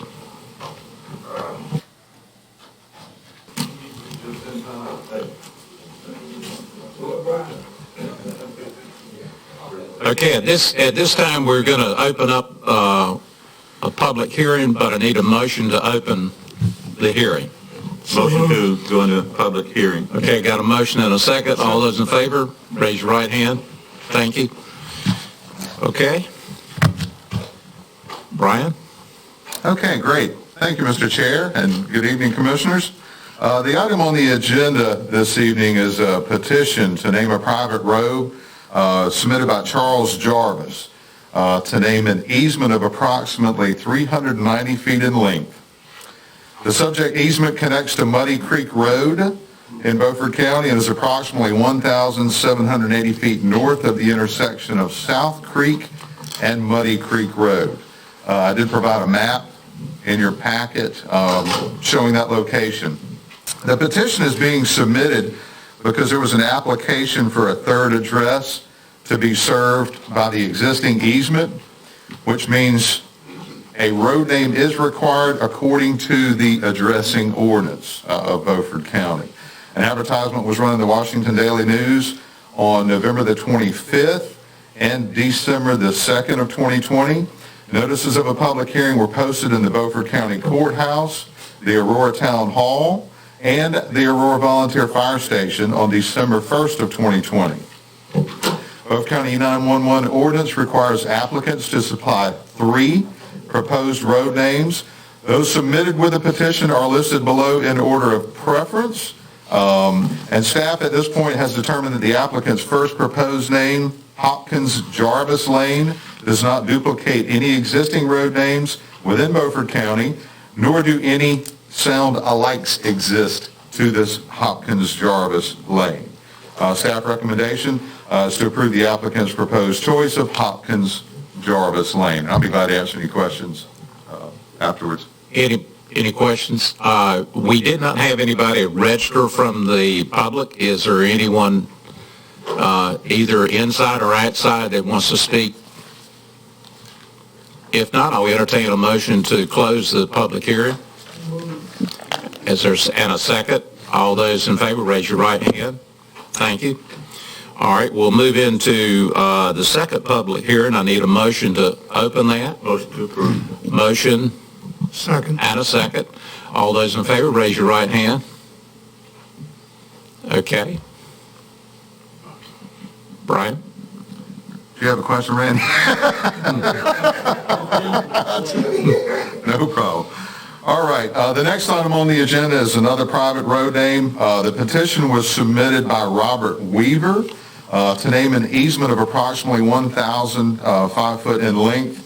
The subject easement connects to Credle Road in Beaufort County and is approximately 630 feet east of Kelly Road, which intersects with NC Highway 99. There's a map provided in your agenda packet. Now, this subdivision, and I know it does say was being submitted because it was an application for a third address. This one is, that's one, there are 3 parcels that were just recently created through a subdivision approval process. Per the Beaufort County Addressing Ordinance Section 2, Item E, new subdivision roads, whether public or private, shall be named when created through the subdivision approval process. So this actual road name meets that criteria. An advertisement was run in the Washington Daily News on November the 25th and December the 2nd, per statutory requirements. Notices of a public hearing were posted in the Beaufort County Courthouse, the Bath Town Hall, and the Bath Post Office on December 1st, 2020. The E91 ordinance requires applicants to provide 3 proposed road names. Those submitted with a petition are listed below in order of preference. Seeing Puppy Drum Road was number 1. Staff has determined that the applicant's first proposed name of Puppy Drum Drive does not duplicate any existing road names within Beaufort County, nor do any sound-alikes exist. At this time, staff recommends the approval of the applicant's proposed choice of Puppy Drum Drive for that section of roadway. We did not have anybody sign up for the public hearing as it relates to this naming.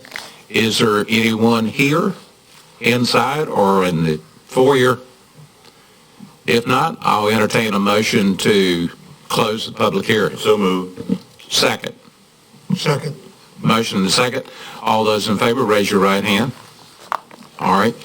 Now we're down to actually approving the names. So the first one is Jarvis Lane. Motion to approve. Got a motion to approve. Is there a second? Second. All right.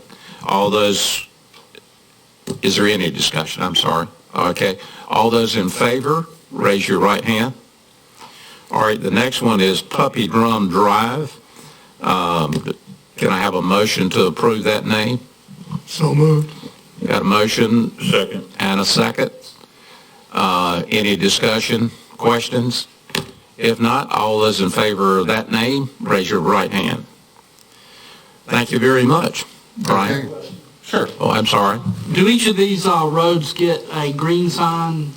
And we'll have a green sign, that's correct. And is it you that we see when a road has lost its green sign? Sure. I'll be Okay, right to Indian assist with that. Trail on the west end, the sign is down, has been down some time. Okay. It's you can see it, it's just down completely. It just kind of corroded off. That's at River Acres. I got you. Gotcha. Commissioner Walker, does the sign exist, or has it been stolen, or is it? Sign is there. Okay. Just needs to be Okay, thank you. reinserted. Okay. Thank you very much. Great. Thank you. And nice seeing each and every one of you. And I hope everyone has a great Christmas. If you don't mind, will you take a wipe and Will do. thank you. And next is tax assessor settlements. Mr. Parker.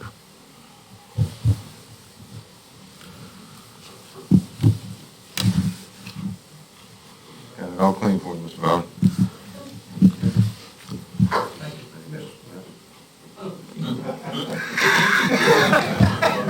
Now, Bobby, if you feel uncomfortable, you can take your mask off. I think there's enough distance between you and Randy there. Okay, I'll turn my head for him. How you doing? Got two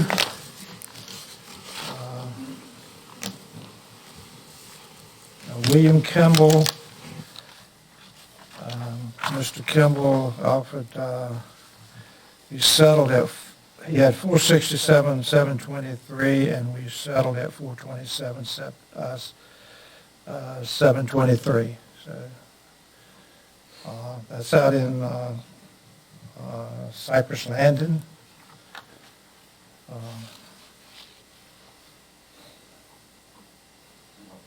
I move we accept settlement. Are we going to do them individually? Is that what we should be doing? You have to do them individually. Okay. So we're approving, your motion is to approve the first one, 126 Santee Drive? Right. Okay. Is there a second? Second. All right. Any discussion? All those in favor, raise your right hand. Second one was, the second to the motion, Brian, was Randy. All right, Bobby? The RHPE Rentals, LLC, we had an agreement of $455,000. That was the one from 5/23/695. I move we accept settlement. Okay, we got a motion. Is there a second? I'll second that motion. Any discussion? All those in favor, raise your right hand. Those opposed? Did you vote, Stan? Was that for the approval? Okay. All right.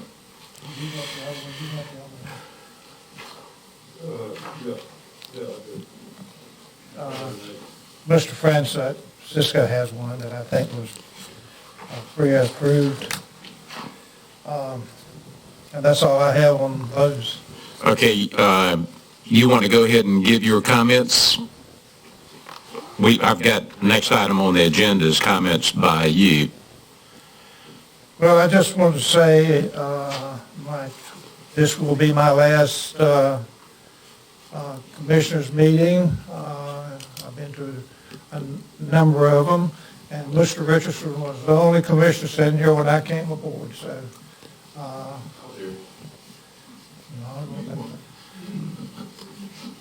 I think you were the only, Mr. Richardson was, anyway, I've been here 27 years as a tax administrator. It's been a challenge and rewarding period of my career. 3 years as an appraiser and 24 years as a Beaufort County tax assessor. It has been a difficult decision to make that I am making. I know I'm making the right decision. I will miss my family at the tax office, but I'm going to generally be with my family home. Just one of the things that we, as a group, and I have a great group over there at the tax office, that in 2014, when we were moving along with the Farragut system, we won the Joseph E. Hunt Distinguished Jurisdiction Award for smaller jurisdictions. This is a very nice award to give to the county. And it's presented to Beaufort County in recognition of outstanding achievement in the tax administrator and public service, tax administration and public service. It was awarded by the North Carolina Association of Assessing Officers, November 30th, 2014. I had, when I came on, I had 2 of my staff members were already there, so that's made, taken a lot off of me, and they're still there. So I'm looking forward to being home with my family and my 6 grandchildren and my dog. My dog takes going to take as much attention as my wife is. So, I think my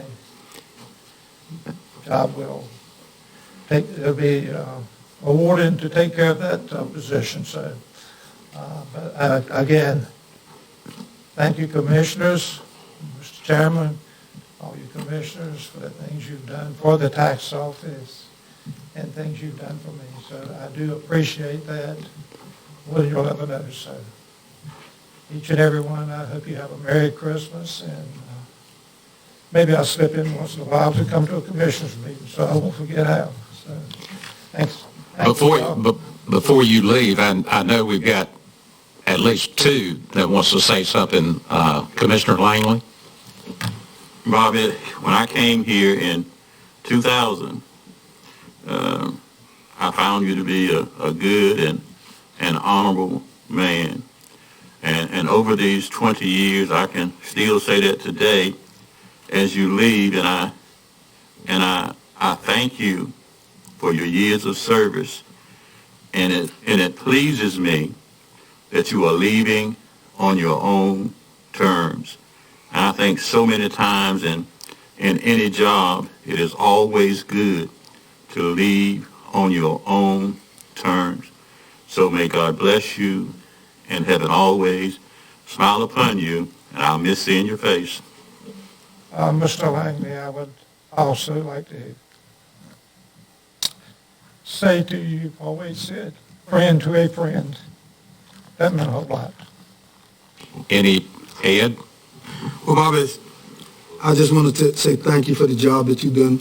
Thank you for the job that you've done for the citizens of Beaufort County for, I think you said, 27 years.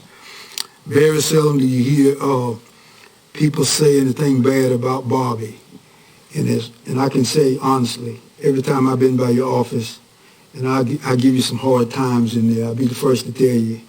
But I appreciate your friendship, and I appreciate the job that you have done for the county and the citizens of Beaufort. Mr. Booth, if you didn't give me a hard time, I wouldn't have enjoyed it. Well, I want to say this for both Bobby and the guy that's coming in to try to fill his shoes. Being tax assessor is not an easy job. It is not an easy job. Public needs to keep that in mind. And this year has been especially hard for me. I'm a person that gets stressed, and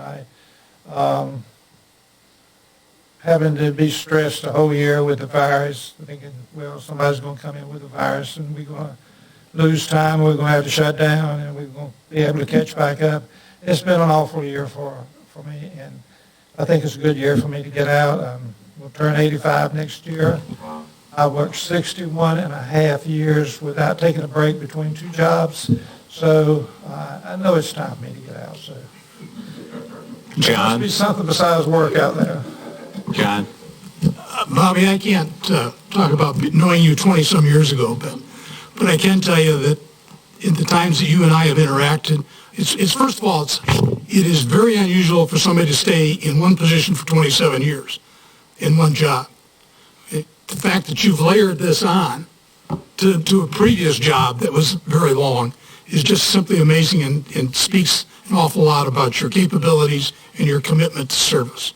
So I just want to say thank you for all that you've done. I left Rolla, Missouri, where headquarters was for the U.S. Geological Survey at 3 o'clock on a Wednesday afternoon. They gave me a nice luncheon. I drove back to St. Louis, took an airplane, got back into Raleigh at 10 o'clock, came to the tax office the next morning, and at that time, we opened at 8:30, and I got there a little early, and the lady ran me out of the tax office the first day. So I went out and sat on the steps at the courthouse. So. Stan? Again. Did you, Bobby? It's been wonderful having you here. I've appointed you many times. I was here in 1996 when you. Yeah, I was here. So I was in my. I was in my first term. I came here in 1993 as an appraiser. Appraiser, but when you were appointed assessor, I was there. Yes. Hood was on the board then. He was new. He was my junior, believe it or not. And it's difficult, and I appreciate you doing the job. And speaking to that, we still have a thing to settle between you and me. Those 5 parcels, present use. You need to come over and do your application, which you never did come back to do. I did my application 3 years ago. That's the problem. We better move along here. Randy, you might want to take over. Yeah. Bobby, I hated that my first day is your last day. I was certainly looking forward to working with you, but I can tell you, we spent a lot of time in closed sessions, standing out there in that little room over there, and we did a lot of talking at Mom's Grill. We straightened out a lot of things. We sure did. Nobody listens to us. Nobody listened to us. So I'm just saying, but you left the county better than you found it. I hope so. You did. Okay, Brian? Just for the board, you may have seen it, but just to let everybody know, Mr. Parker was featured in the North Carolina Association of County Commissioners County Quarterly magazine this quarter. A really nice article on him and the work he's done in the Farragut system and his years of service. So if you haven't seen that, please take a look at that as well. I guess I'm the only one left. Thank you for everything that you've done for the county. One of the ways that I measure an individual is based on the number of calls and complaints that I get as a commissioner. And I've had very few, and the few that did have something to gripe about, I've called you immediately and set up an appointment, and you've been able to satisfy them. And I think that's pretty important as an elected official, is being able to satisfy the citizens. Sometimes the news may not be good, but I think they're entitled to have that interaction. So best of luck to you. And tell Lloyd it's not always as easy as it is tonight. He's going to be all right. Don't worry about that. Okay. All right. Well, we're down to... one more time, I would like to thank you for all of you commissioners for what you have done. And it's been a pleasure. And I am leaving on my own terms. And so thank you again. Thank you very much. Thank you. David, I guess you're up next.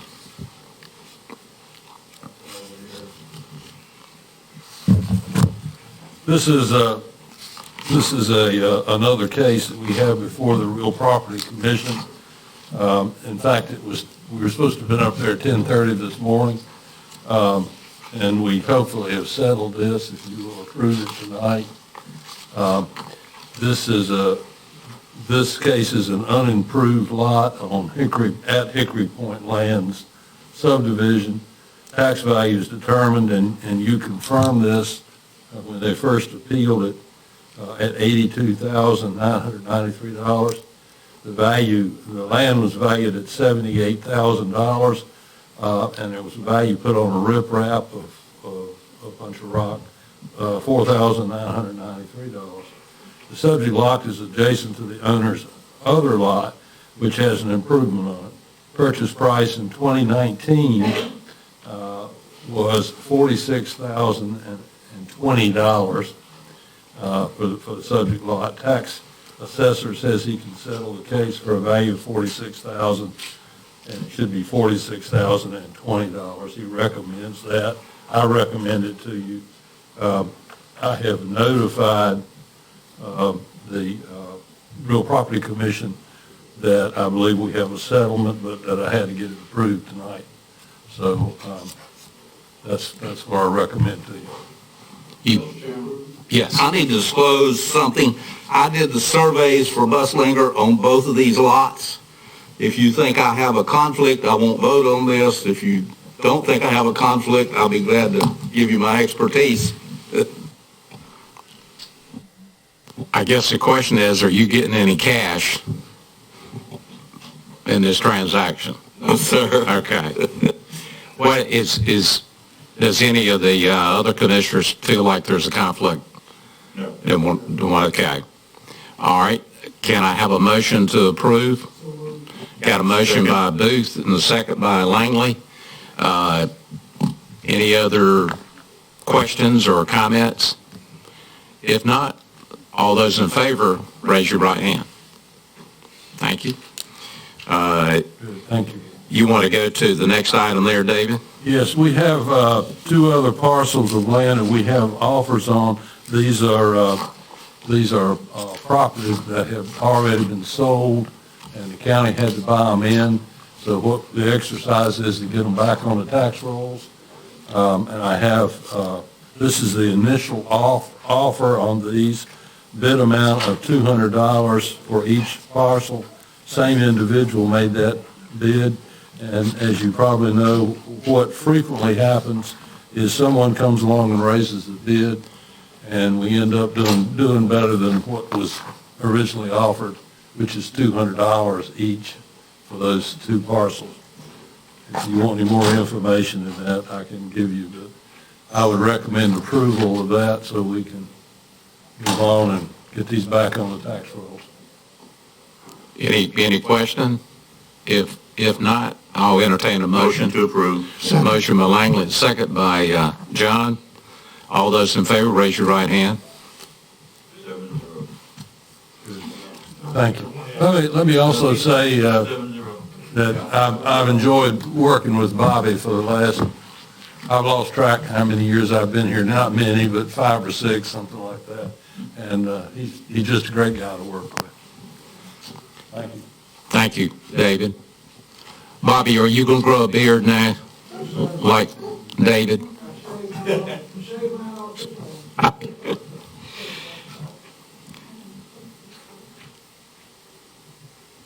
Okay, we're down to item Q, Department of Social Services. I hear some steps. Hey, Malane. Mr. Chairman, I've got a question for Mr. Rebholz. You pulled the Y.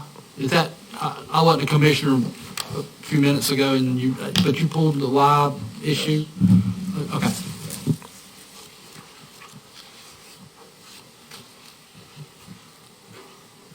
Ready for me? Yes. Okay. Good evening, Mr. Chairman and Commissioners. Tonight, the Department of Social Services is requesting to advertise and fill social worker IAT position and 2 social worker 3 positions. We're requesting to advertise all 3 of them in the month of December. Currently, only 1 of them is vacant, but the other 2 will become vacant by the end of December. They do protective services, and there's a lag time for getting the positions filled and then getting the people trained. So we're just trying to save some time and try to go ahead and get them posted. The other 2 positions are social worker 3 positions and adult services. One of those does full-time protective services for adults. and the other one provides case management for the state county special assistants. And they probably all three, in reality, won't start until after January 1st. Any discussion or motion? These are vacant positions right now that are budgeted. One is vacant right now. They're Right, all three budgeted, and then the other two will become vacant by the end of December. Do you remember what the percentage pay is from the state or the feds or whoever on these positions? I don't know the percentage right off the top of my head. The child welfare one is paid by all different federal and state funds, and we do charge some of that to our MOE if we need to. The adult positions is some state funds, but very limited state funds that turns into being county funds. But I don't know the percentage right. Motion to approve. I have a motion to approve. Is there a second? I'll second. Any further discussions? All right, all those in favor, raise your right hand. Thank you. Thank you.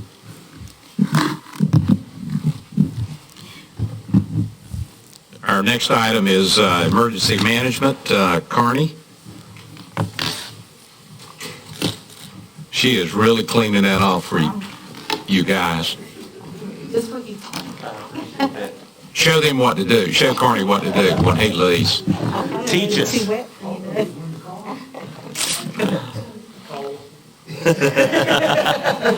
He's just jealous.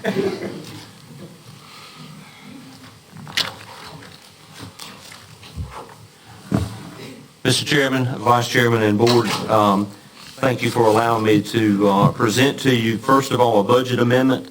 It's actually for the EMS Medicaid cost settlement distribution. The county, if you would look at the attachment that came along with that agenda item, Finance, Ms. Anita fixed this attachment, and I'm going to use that to kind of explain how we came up with numbers here. So as you know, we apply for Medicaid leftover money, you might would say, that is called the Medicaid cost settlement. We were able to apply on behalf of Beaufort County EMS and our 5 departments, everybody in the county with the exception of Washington. Washington applies for their own. This is for the 2018-19 year. We sent out requesting specific information. We got that information back. We coordinated the application through Maximus, and then those funds have been received. So the county was awarded a total of $447,586. If you break that down, the percentage that the state program tries to get back, Medicaid tries to get back, is 67%.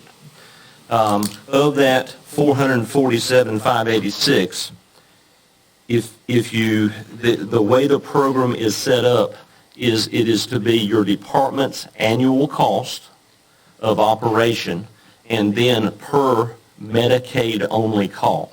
So if you look in the middle of the chart where it says transports, I'll use Beaufort County as the first example. There were 247 Medicaid only calls times the cost per trip. That cost per trip is taking the department's annual cost divided by the number of total trips for a year. So you see that different for each department.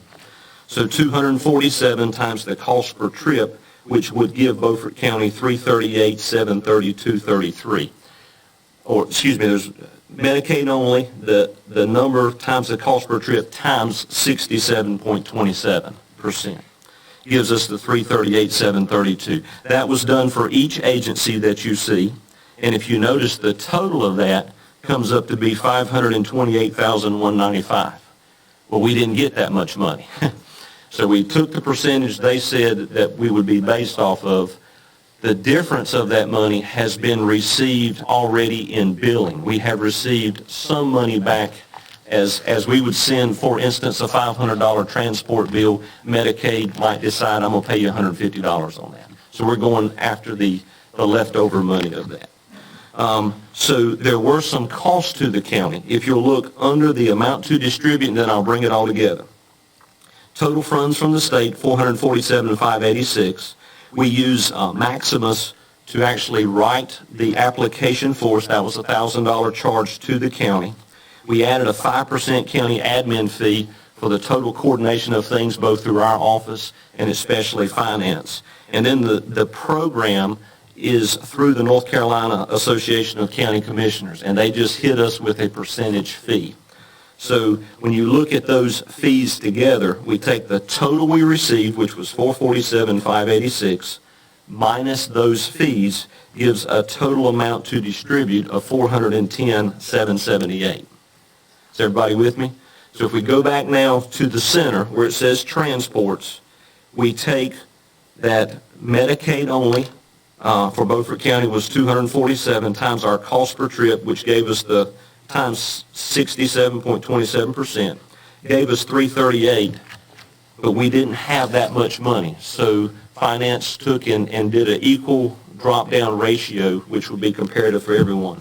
So the final recommended numbers that you see before you is Beaufort County for its trips would receive $263,432, Chocowinity $43,958, Aurora $38,099.85, Broad Creek $60,299.11, and Pinetown $4,988. Now, the county, just for clarification, that would be each department's allocation. If you look at county distribution total at the very bottom, it's our prorated share, which we just did the calculation on of $263,432, plus those county admin fees, the $1,000, the 5%, and the 5% would come up to a total county allocation of $285,811.90.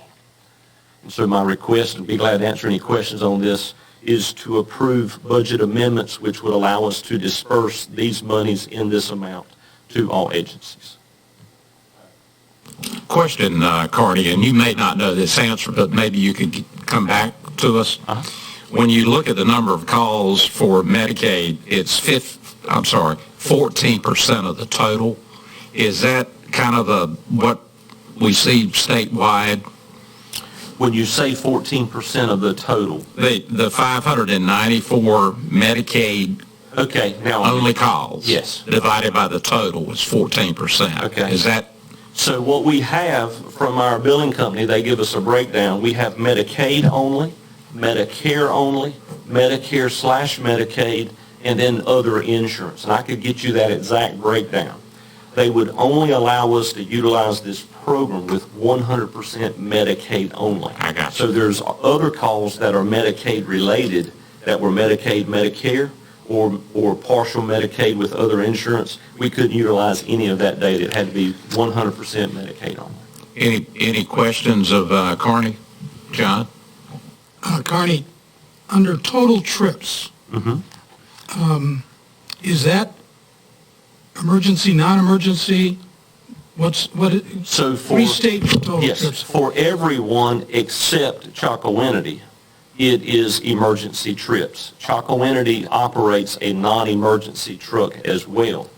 And up into this current year, their budget has really, their operating budget has been one operating budget that did both of those. They received funds from different ways, but they operated out of one budget. This program will only be applied to emergency calls. So if you look at Chocowinity's total trips of 1,575, first you take the non-e-transports out, and then you broke it down to Medicaid only. That's how it got to 114. Okay.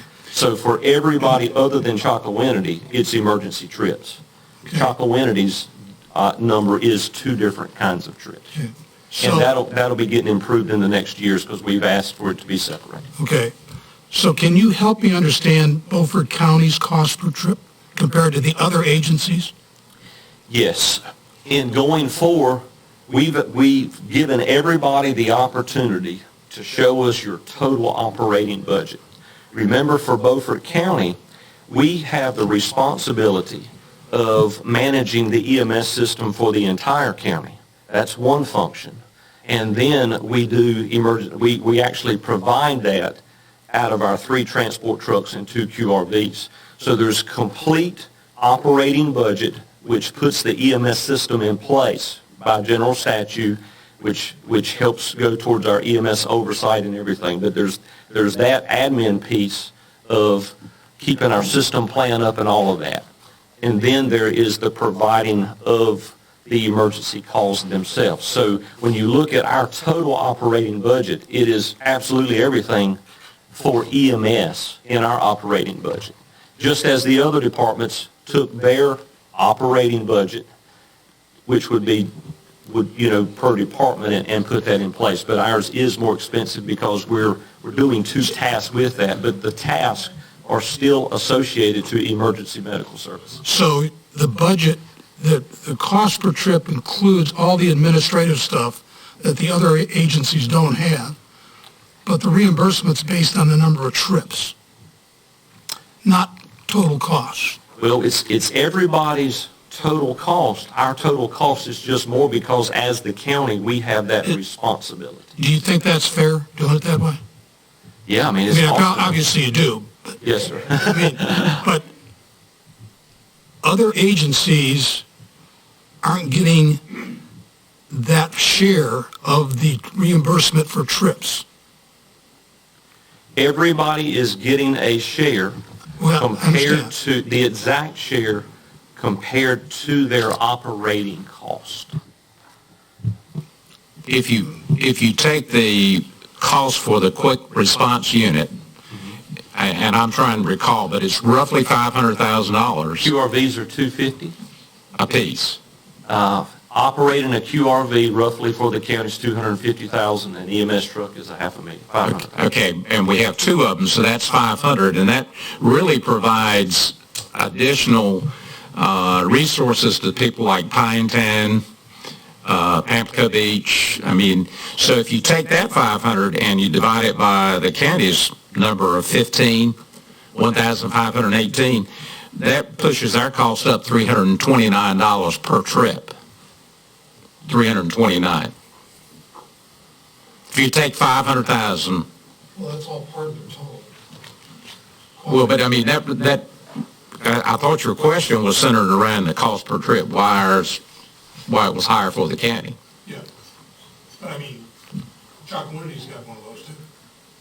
So does Broad Creek. I think Manager Alligan has a... Yes, Brian. Mr. Chairman, and also because of the administrative function that the county provides in the whole system, these squads are now eligible for that reimbursement. They would not be eligible for that reimbursement if it were not for the county. So this is new money for them that they have never gotten before and would not be eligible for if they were operating on their own and not underneath our structure. Yeah, this is one thing the consultant, when we had the study done, pointed out to us. That was one of the shortcomings, the way we were operating. We were not, this money was being left in Raleigh. And I think, Commissioner Rebholz, your concern, the more efficient you run, the less money you get back. That's how the system is set. I mean, that's how the Medicaid cost settlement system is. So it's just on your operating cost. Well, don't try to get logic out of that. It's not there in Medicaid. And second comment on that, to play with that, this is not guaranteed money every year. So if someone were to say, okay, well, I'll be inefficient with my operation so I get more money, that would be the year they wouldn't have any money. So it's in everyone's best interest, which is in ours as well, to be as efficient as you can with all your operations. And this is still subject to the Medicaid audit, right? The audits have been completed now, is that right? So we're ready for disbursement. Well, yeah, as far as we know, the audits are complete. You never know whether the audits are complete or not. You think they're complete, so you could be sitting in here one night having to roll some of this money back. I doubt it, but it's possible. Mr. Chairman, I got some questions. Yes. Okay. The state is mentioned over and over here. Is this because North Carolina administers the Medicaid funds? for North Carolina? Mike, is this because North Carolina administers the Medicaid funds? Yes, these are North Carolina funds that are, it's remaining funds of that are allocated for this year's North Carolina Medicaid funds. Right, and the check came from the state, and the audit comes from Columbia, South Carolina. When you The get audit that. was done by the North Carolina Department of Health and Human Services. Right, but there's other audits out there, is my point. I'm not aware of any additional audits. I am. Been there and done it. The other question is, it sounded like that if there's a split payment on a trip that you make, for instance, you make a trip and something paid part of it and Medicaid paid another little part of it, that you can't use those as a trip, that's not listed in the number of trips you made here. We actually originally utilized those numbers, and the audit made us remove those. Made them remove them on combined pay. Yes, they had to be Medicaid specific. They had to be exclusively Medicaid. Okay, all right. We actually had those numbers in and were asked to remove. Okay. Like those people that have those supplements, if they use your service, they can't use that towards a payment? Oh, sure they can. Okay. This has nothing to do with what the patient can or can't do. It's just what we can recoup. Yes, sir.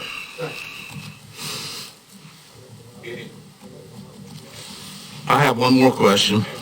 The total number for the total cost of EMS in Beaufort County, 5.3 million. Is that number going to change? Or are there other expenses and things that are not in here that should be in here? That would, for the 2018-19 year, that was what the numbers are. I mean, that is the total number provided. Yes. We have been trying to get this number now for 3 years.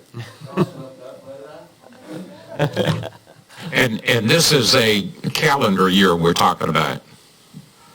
It's a budgetary year, fiscal year. Fiscal year. Okay. Any other questions before we do the budget amendment? Entertain a motion to approve the budget amendment. Motion to approve the budget amendment. All right, is there a second? All right, got a second. Any further discussion? If not, all those in favor, raise your right hand. 7-0. All right. I would just like to thank our finance director. She and her staff have put a lot of work into getting these things together through the whole system, getting that to that place. Second item, come before you with an opening in our EMS department. We have one full-time opening that we are requesting to fill. The opening is vacant now. It was a leadership position. It was a captain position that resigned. So I'm only asking to fill to our full-time number, but with that, I want to be able to replace the captain, which would probably be an internal promotion. We will advertise it outside by county policy. And if it's filled within, I want to be able to fill the vacant EMS position, or either hire that person from the outside. Go ahead. Will that increase your? I think your question is to increase our numbers. It is keeping our FTOs exact the number that has been budgeted. Any other questions of Carney? Entertain a motion. I've got one. Okay. When you have a person exit, leave for whatever reason, do you do an exit survey? Yes. Yes, we try to, I say yes, we schedule it with human resources, and we try to get that person in before they actually leave. There are times that they end up leaving before that happens, but when we get the official notice, the correct amount of time, we get that in on the day they're actually working to go in and do it. Ed, you cut your mic. Is there a motion to approve the staffing? Motion to approve. Got a motion? Is there a second? I'll second the motion. Any discussion? All those in favor, raise your right hand. 7-0. Thank you, Carney. Thank you. Bill Carney. Yes, sir. I just want to thank the young man right here for doing such a good job doing this COVID-19. You do an exceptionally good job every day. Very well, there's a lot of people behind the scenes that you guys know. Your name is on, if anything go wrong, You've been getting an email with a letter with Chris's name on it for 267 days, but it does represent a large team working all across the county. Thank you for that. Thank you very much, Chris. I usually do a little daily thing and I hit some of the highlights, and when they start asking questions, I tell them to go to your page. I do the same thing as well. I do the same thing as well, but when they ask me, just the facts, ma'am, just the facts, that's all I got.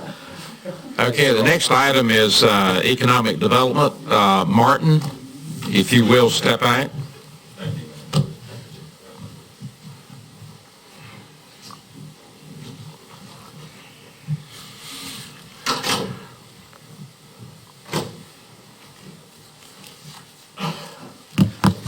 Good evening, Mr. Chairman and Commissioners.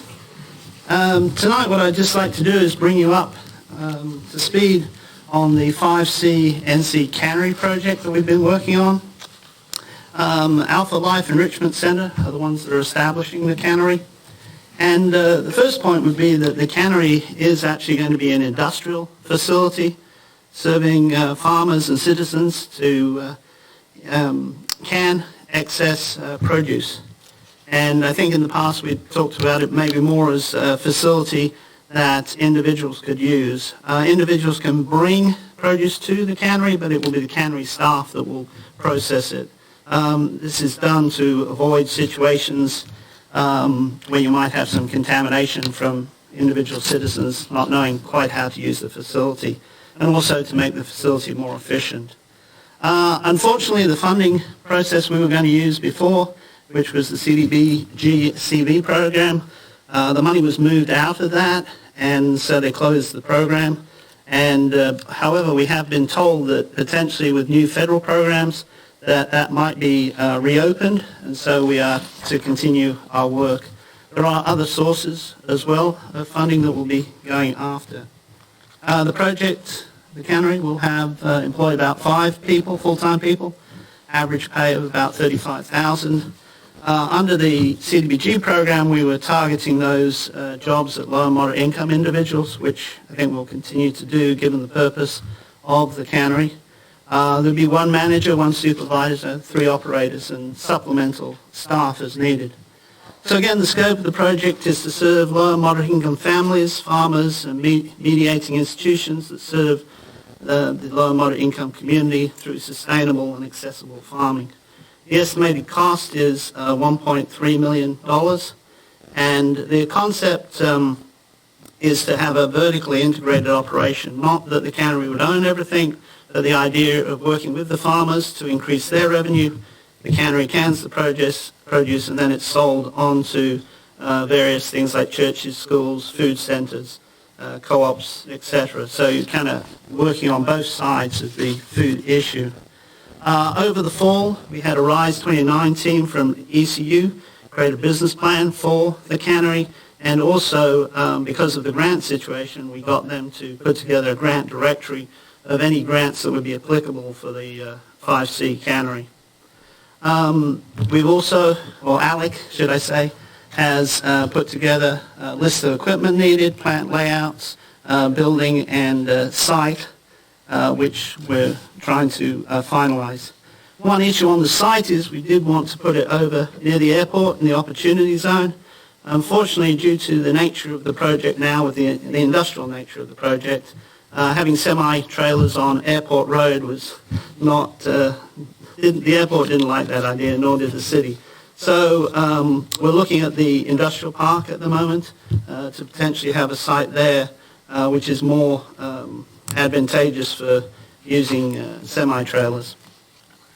Also, ALEC is working with a lot of the other institutions to get their guidance and and intuition about this project.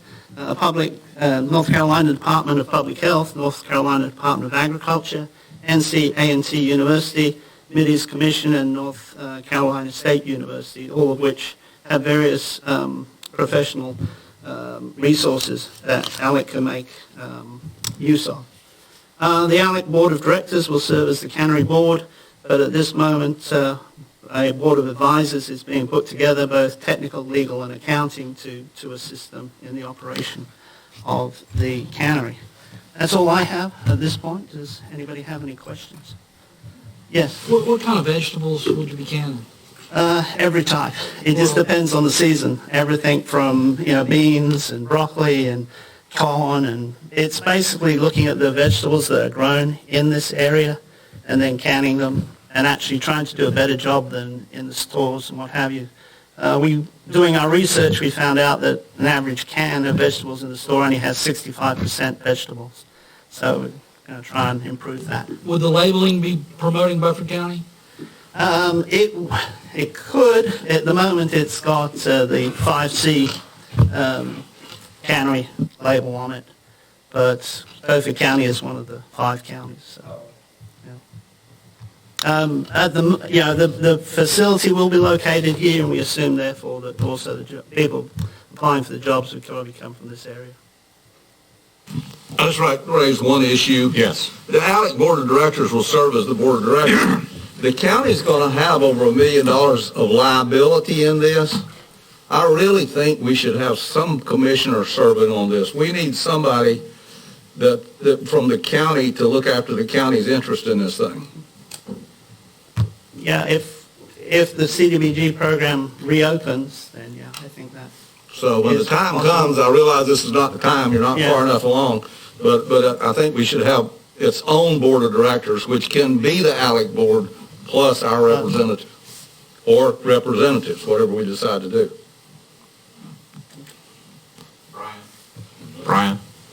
Hey, Mr. Chairman, and Martin and I have had this conversation, but I do need to say it to the board. I have some concerns about the structure of the program. The county, if we are in a grant opportunity situation, as was discussed at the last meeting with Commissioner Richardson, the county's on the hook for that. The concern is that there be a way to claw those funds back if there's an adverse event that occurs. Absolutely. The concern I have is that right now, the way it's structured, the nonprofit doesn't have any money in this thing. It's all grant money. We don't have anything to claw back if we're clawing back against a nonprofit, an LLC that has no assets. I would suggest that if we move forward, the county ought to own the land, the county ought to own the building, if we're on the hook for it. There ought to be something that we work out along those lines. Again, my concern is that if things go south, and we always have to look for that, we don't anticipate it, but it's only the right thing for us to do on our due diligence is to make sure that there's an exit strategy. And an exit strategy would be that there's a building that's there that's available, that's owned by the county because you're on the hook for it. Now, if the nonprofit, if the LLC wants to do a personal guarantee for those funds, then I think that's okay, like we've done with other companies where they said, yeah, we got an LLC, but we're willing to personally guarantee the money. You just got to make sure that the county's covered in an opportunity like this. Thank you. Would the county deed the building back to ALEC once the risk of the CDBG going south? As you and I discussed in our meeting, I would see the county entering into a long-term lease agreement with an organization that would ensure that that facility would be available, and if there's something were to go south, I don't think that the county being on the hook, giving property away, is the way to do that. Well, we can do a deed of trust on the whole thing, because we're going to have to pay for the whole thing. If it goes south, then we've got the whole thing. We can reorganize it and start again, or do whatever we would like to do. You'd only be liable for the CDBG probably for about 3 years. And once that's gone, then you have no liability once the North Carolina Department of Commerce signs off on it. So I could see the county, having, as you said, the deed of trust for those 3 years, or whatever it be, 5 years, 10 years, whatever. But that doesn't But at mean some point, we don't still have the equity in it. I mean, you don't have the equity, and it would be a state grant that was the equity. it would be a state grant, but we put up some land that we haven't been paid for. The land is in the state grant. I know, but who pays for the land? Through the grant. The grant would pay for the land. When All the costs are This only included in becomes the a grant. problem if it heads south. Right, and I'm just saying that I agree with Brian, but I think there needs to be at some point when the county no longer can be detrimentally affected, that then it should pass back to Alec in this case. Well, I'm looking at longer than 3 years. Yeah, I can understand that. I just don't think it should be infinitum, because then you've got all the, like I have with the skills center, you've got all the maintenance and what have you of that if you own it. So I can, I think for the first 3 to 5, whatever years that you decide, that yes, to cover your risk, you should.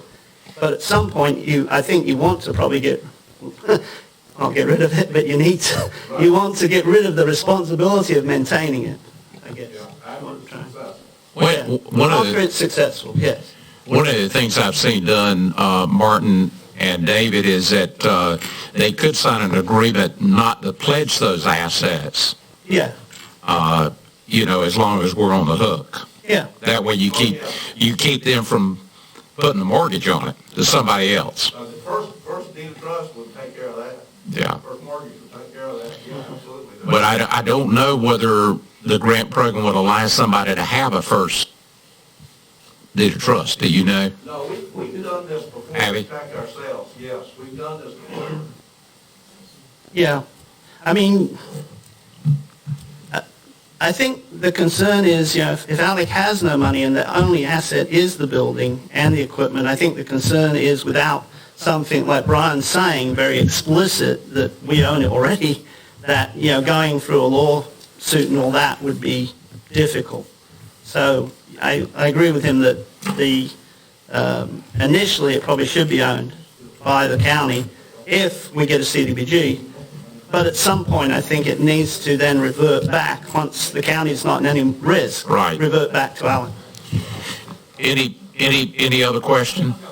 Yes, Randy. Martin, do you have a place in mind, a physical place? Yeah, do you know the industrial park? Right. Okay, so you know where IMT now is? It's basically right across the street, on the corner there. And the lot actually works out well because the building can be on one side and then potentially parking. There's a ditch in there that you really don't want to deal with. Thank you. Thank you, Martin.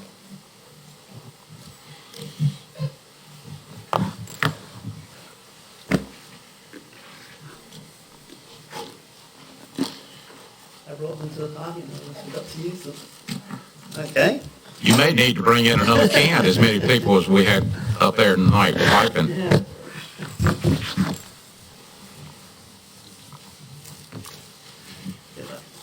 Anita? Thank you. Financial report. Thank you, Martin. Thank you, Mr. Chairman. Good evening to everyone. I'll just give Melissa a moment to bring that up.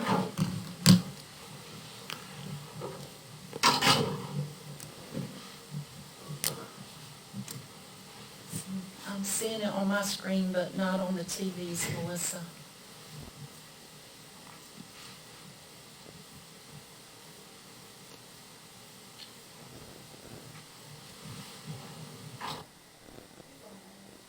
I don't see it on the, oh, do I need to do something?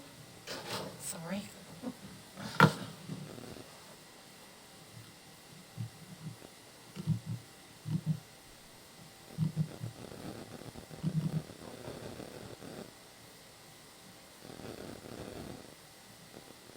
How do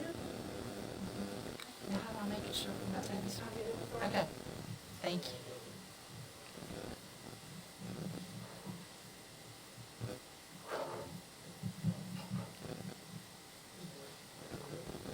This is it. So, we're going to start off as we do each time with sales tax is just to see what's going on. It's been kind of up and down for us during the pandemic. You can see this is the chart we've been using for the last couple of months that shows the last 6 years of sales tax collections for Beaufort County.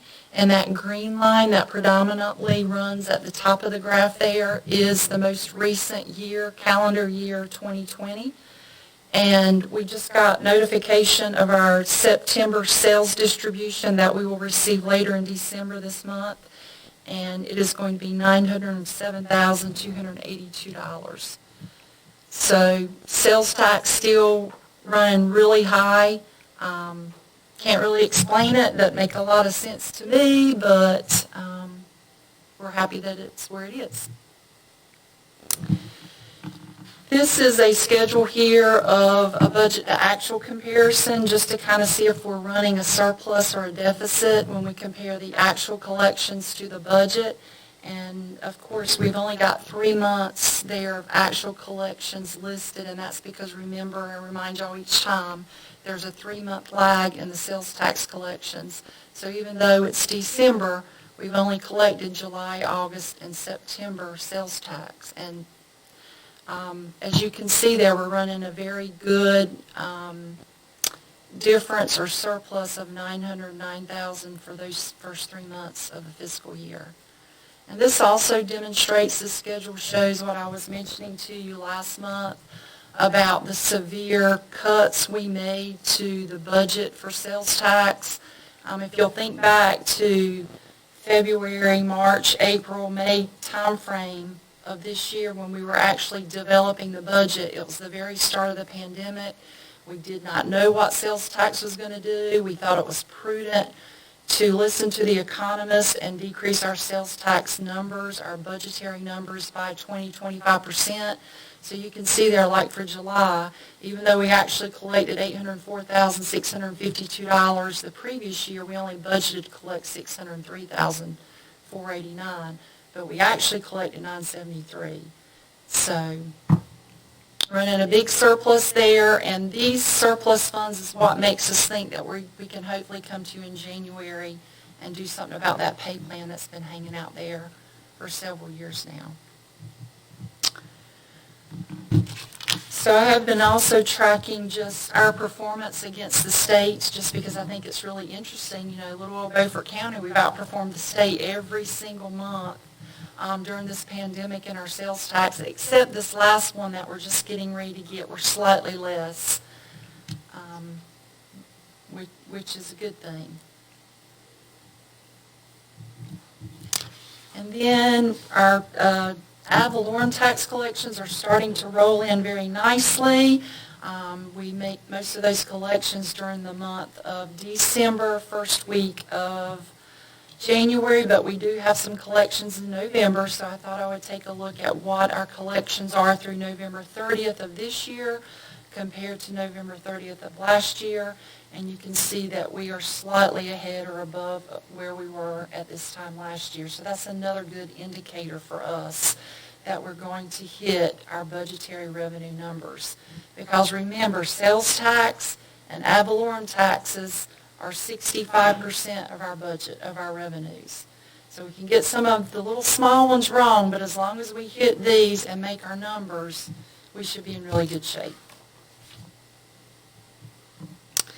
The last slide I have to share with you tonight is I was trying to, see if I could figure out any impact what impact the hiring freeze has had on our financials, and it's been a challenge in the sense that I really don't know. We have realized the savings. Let me just run through the numbers. First of all, we've had 10.8 payrolls out of 26 payrolls so far this year, which is 41.5%. That's where I'd expect us to be as far as spending for our salaries and benefits, and we are at 40.7%. So that 0.8% equates to about $140,183 in savings in salaries and overtime for the county. Now, the thing I'm struggling with is how much of that is truly related to the hiring freeze and how much of that is just normal attrition where we have lapsed salaries due to employee turnover that we have every year. So that's the thing that's very difficult for me to measure.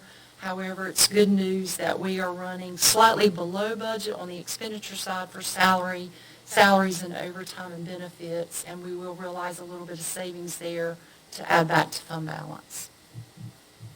Any questions? Questions?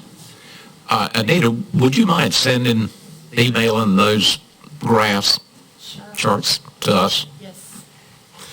All right. If no questions, we'll let you go into the second item. Yes, my second item is on page 283 of your agenda. So I'm here tonight requesting that you allow me to continue the use of a temporary part-time employee due to the finance department being down 2 staff members.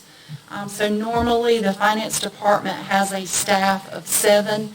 We currently have 5, and that's due to 1 employee being out on medical leave and the vacancy that I've had in the staff accountant position since June. You know, it's a really busy time of year for us. We are looking at starting to do our year-end reporting. We've got to do W-2s, 1099s. There's been a whole lot of reporting related to the CARES funding, and I just really need this part-time person to assist us to fill this gap that we have by having this vacancy and this employee on leave. This is an overall savings to the county. In lieu of filling that vacant staff position account, by using this temporary part-time help, the county will save over $22,000. So that part-time person is not absorbing the work of those 2 employees by any means. I have had to ask my staff to do a lot more work than they would normally be required to do. I've asked them to do work outside of their normal duties, and they've all stepped up and done that very nicely. And I'm really proud of them, and I'd like to publicly thank them for that. But I do feel like we need some additional, a continuation of the help that you've allowed me to have the last 12 weeks. I need for that to continue. Motion to approve. Got a motion. Is there a second? Second. All right. Discussion? If not, all those in favor, raise your right hand. Thank you. Those opposed? 6-1. Thank you, Anita. Brian, you're... 6-1? Oh, okay.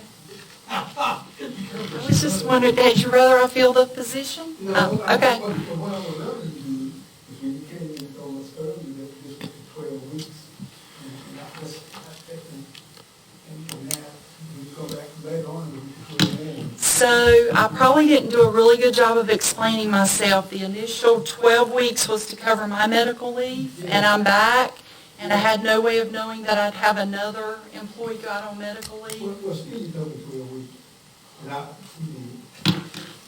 Next time I will ask for it in perpetuity. Thank you. I didn't vote for it, I didn't vote for it this time. Okay, next item is the CARES Act fund distribution to the remaining municipalities. Brian? Thank you, Mr. Chair, members of the board. As you're aware, the county received what's called CARES Act funding that was passed down from the federal government to the state government. The state allocated that out. Initially, the county received a disbursement. Then there was some additional work at the state level that put out some additional money, and there was a requirement that 25% of the entire funding go to municipalities. So out of that, the county received a total allotment of a little over $1.9 million, and $481,666 were required to be dispersed to municipalities. You've seen that spreadsheet before where we allocated that out to the municipalities. What we found in doing this, we put together reimbursement agreements with the municipalities, and they all signed off on those. We were given criteria from U.S. Treasury and from the Pandemic Office on what you could do with this money. The easiest reimbursement for everybody was to reimburse public safety salaries. And that is essentially what all the municipalities have done who had that opportunity. The town of Aurora does not have public safety. They no longer have a police department. So they were struggling in finding things to to use the money for. And we certainly didn't want them to go spend willy-nilly. The town of Antigua was the same way. They don't provide public safety. The town of Bath has an EMS contract that they were able to apply that to. The town of Belhaven has public safety. Chocowinity has public safety. Washington has public safety. And Washington Park has an EMS contract. So they were able to show that really clearly, and we've cleared that. So there's funding in the amount of $18,583.07 that was to go to the town of Aurora. There's $6,412.98 that was required to go to Antigua.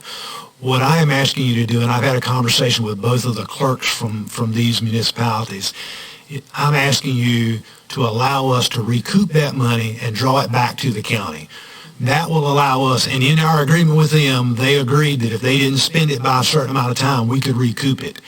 What we intend to do is recoup that money, draw it back to the county, apply it to our public safety, because we have plenty of public safety expenses, and then turn around and ask the board to give that money directly to them as an allocation.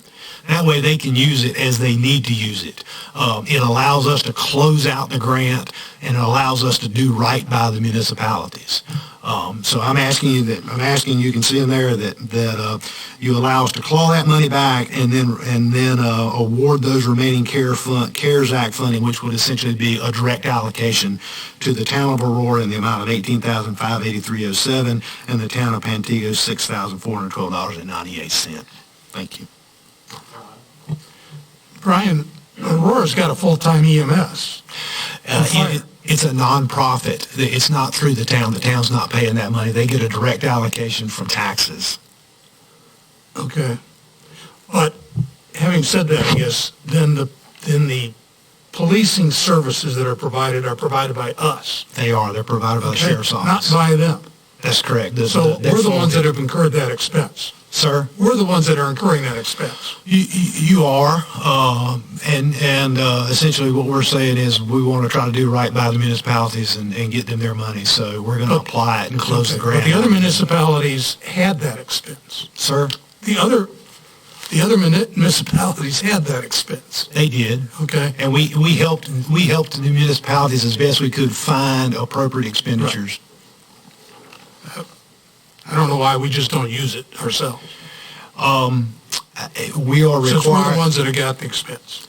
Well, we have been able to use funds that were given to us directly.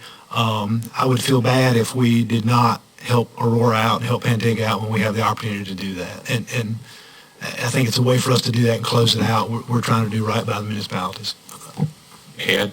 Mr. Manager, what you stated is if we don't do what you asked us, the town of Aurora and Antigua is going to lose that money anyway. Because it had to send it back to the... They potentially could lose that money and we would claw it back and use it, or they could go on a spending spree right now and buy stuff that they didn't need. Okay. So it gives them time to do what they need to do, and it puts money where we're supposed to put money. So it's not that they don't need it, it's that they haven't used it as of yet. They have struggled with, Antigua has struggled with finding a way to use those funds as guidance from Treasury has said you had to. Okay. So they could go buy $6,000 worth of disinfectant wipes if they wanted to. Okay. But that might not be what they need. Again, we're trying to do right by the municipalities. Although sometimes we get accused of not doing that. Any other question? Entertain a motion. And a motion, is there a second? I'll second. And a second. Any more discussion? If not, all those in favor raise your right hand. Those opposed? 6-1. Did you? Anita's got more confidence. Wait, was yours opposed? Okay. 6-1. Who was one? John? John. I'm not so sure I shouldn't be voting with John. Well, I think really what Brian's saying is the money that came in, we allocated it, I believe it was based on, was it population? inside the city limits. So we allocated it for a specific use, and they didn't use it for that. I don't know why we gave them a free ride. That's how we do it. Okay, you want to get to the next item? Yes, thank you, Mr. Chairman. This is a request to the board and what we've entitled a COVID-19 essential worker payment. As you'll see in the agenda item, for the last 9 months, county employees have worked to provide the essential services despite the public crisis. We've got folks who are working on the front lines in public health and public safety. We consider all of our employees essential employees. We did close to the public for public access for a very short amount of time until we could get safety measures in place, glass up, and social distancing marking. But other than that, we have been open for business and doing what we've got to do to provide services to the citizens of Beaufort County. Out of the CARES Act funding, we're making a request that you do a one-time payment to, as it's listed out below, it's a $600 for full-time employees that were hired before July 1. Essentially, we broke it up and said for the first half of the year, if you were here, you got the full amount. If you were hired after July 1 in a full-time capacity, it would be $300, and then a $100 bonus for part-time employees who worked at least 216 hours between that time period. We would also include in that, and I didn't have that in here right now, Anita has accounted for it on the spreadsheet, but we were going back and forth with elections on what they were going to do. As you recall, the state of North Carolina adjusted poll workers, election day workers. They adjusted their salaries. The state gave them a $100 one-time payment on top of whatever the counties were paying them. So in conversations with Kelly, what they would like to do is the same thing for their one-stop workers, include them in with our part-time folks at $100. So what we're asking you to do is take that amount, it would be a total of $268,396, and provide that to county employees based upon the schedule that's listed, including the one-stop election workers under part-time. I'd be glad to answer any questions you may have. Got a motion to approve? Is there a second? I'll second the motion. Questions? I have a question. This is money that if we don't spend it, we're going to have to give it back? We have allocated the funds that are required for us to public safety reimbursement. So like we've done with the other allocation, we've taken, and the reason we did that was this is an allowable expenditure, just like Kelly and the Board of Elections said. It is an allowable expenditure under the COVID funds. But what we did early on with our money was we applied it to reimburse ourselves for public safety salaries. It was the cleanest and easiest way to do it. The state auditors told us if you could do it that way, do it, because then they come down and you show them payroll and it clears out.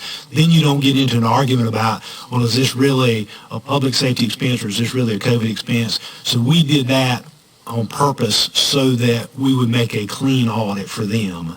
Then when we came back to y'all each time, we've said we feel like this is within the scope and the spirit of the law in which they wanted you to use those funds. So, but to answer your question directly, if you didn't know that money would roll to fund, that money would end up in fund balance.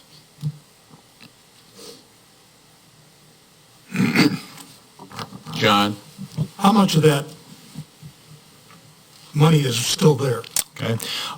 So of the total allocation that the county received, $1.44998, $1,444,998, you allocated $50,000 for the annex building at the health department.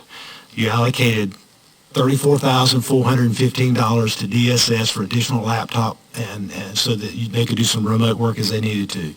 You allocated $185,000 to put a generator on this building and to put a generator on the admin building that were non-generated.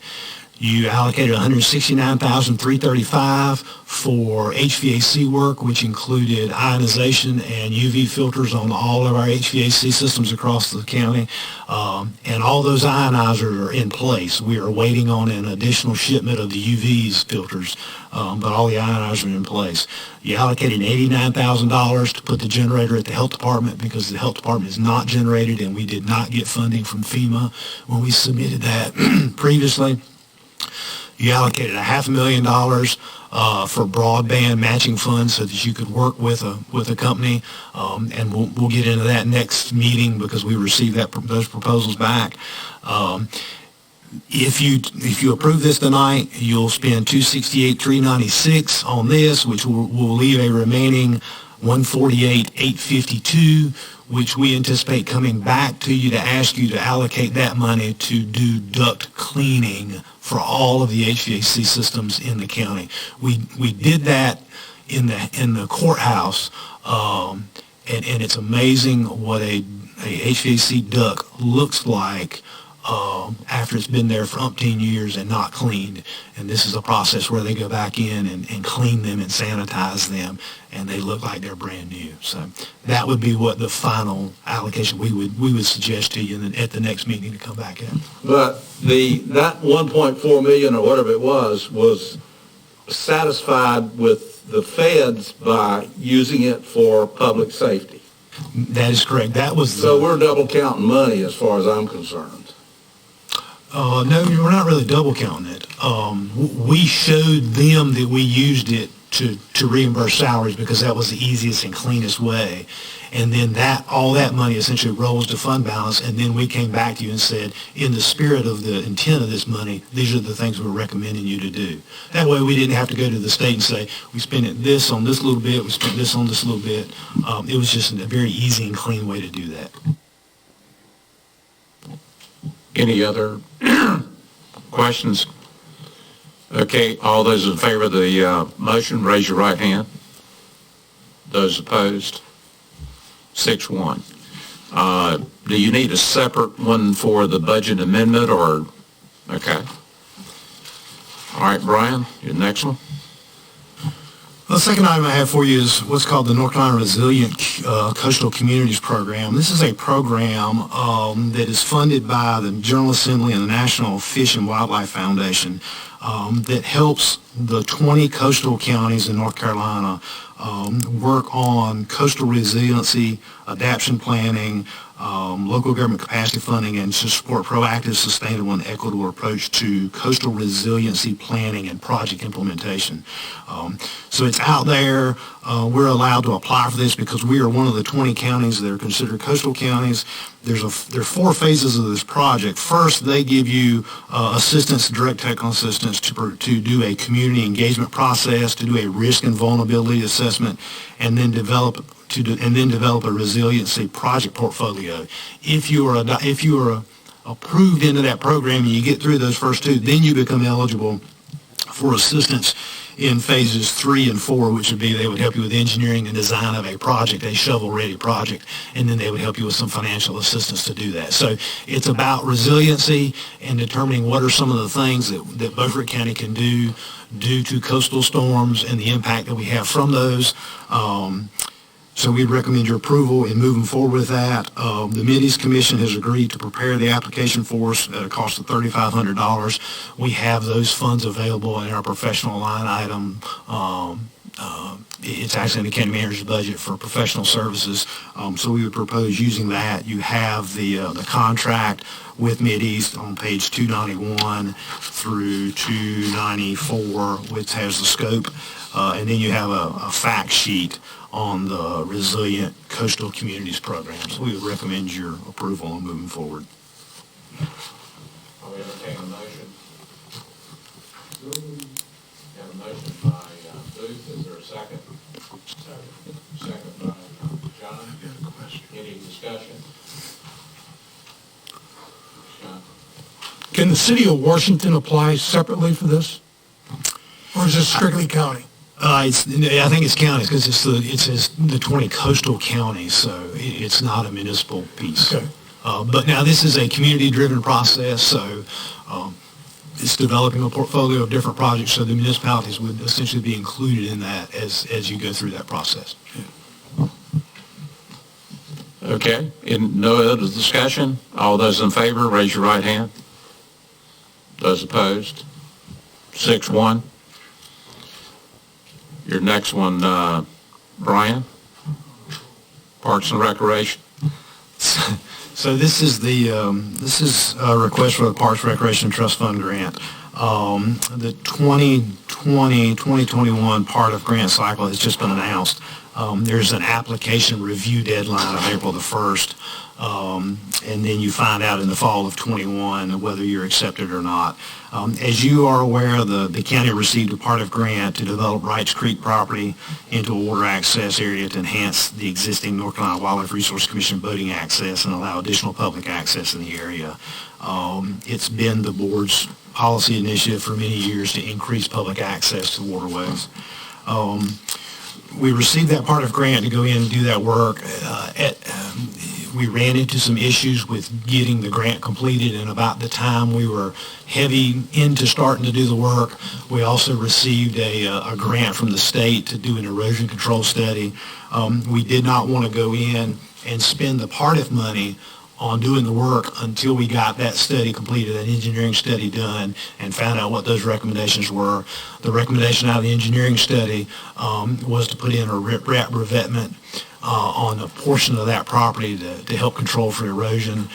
We talked to part-if about that, and we said, we don't want to spend your money and then have an issue later on. We asked them, could we turn the money back in and not be penalized for it? They said yes, and that they would also, if we were approved in a new part-if grant, you could use part-if money to build that riprap revetment and then develop the rest of the property. So that's what this is. It is open. The application period is now open. We are recommended that we look at a part-if project in the amount of $500,000. It would, and that would construct the revetment and develop the property with additional items such as a kayak canoe launch, a fishing pier, a picnic shelter with tables and walking trails. There will not be restroom facilities there. Those are just, it's a little too far out for restroom facilities, and something that would not be in our best interest to have to look after. So that would require a matching. You have to match part-if dollars dollar for dollar. So it would be $250 and $250. The Mid-East Commission has agreed to put the grant together for us again in the amount of $2,500. Again, those funds are available in the current budget under professional services. So what I'm asking you to do, you also have that contract available in the agenda item from page 298 to 301, which shows the scope of services. Then you have some additional information about the part-if grant itself. So what I'm asking you to do is approve that attached contract with the Mid-East, and if awarded, commit $250,000 for the required match under this program. Thank you. You've heard the recommendation. Questions? Randy? I've drawn a blank. Where's Wrights Creek? It's probably, 5 miles before you get to the main part of Pamplico Beach, on the left. That's where Hopkins Seafood used to be on that property. Any other questions? Brian, in the original proposal last year, was there any assessment done of utilization? An assessment of utilization. There was. If we're going to spend $500,000, do we have any idea how many people are going to want to use this? There was a public participation process that you have to go through with part-if initially. So there was a lot of work done. It was before my time.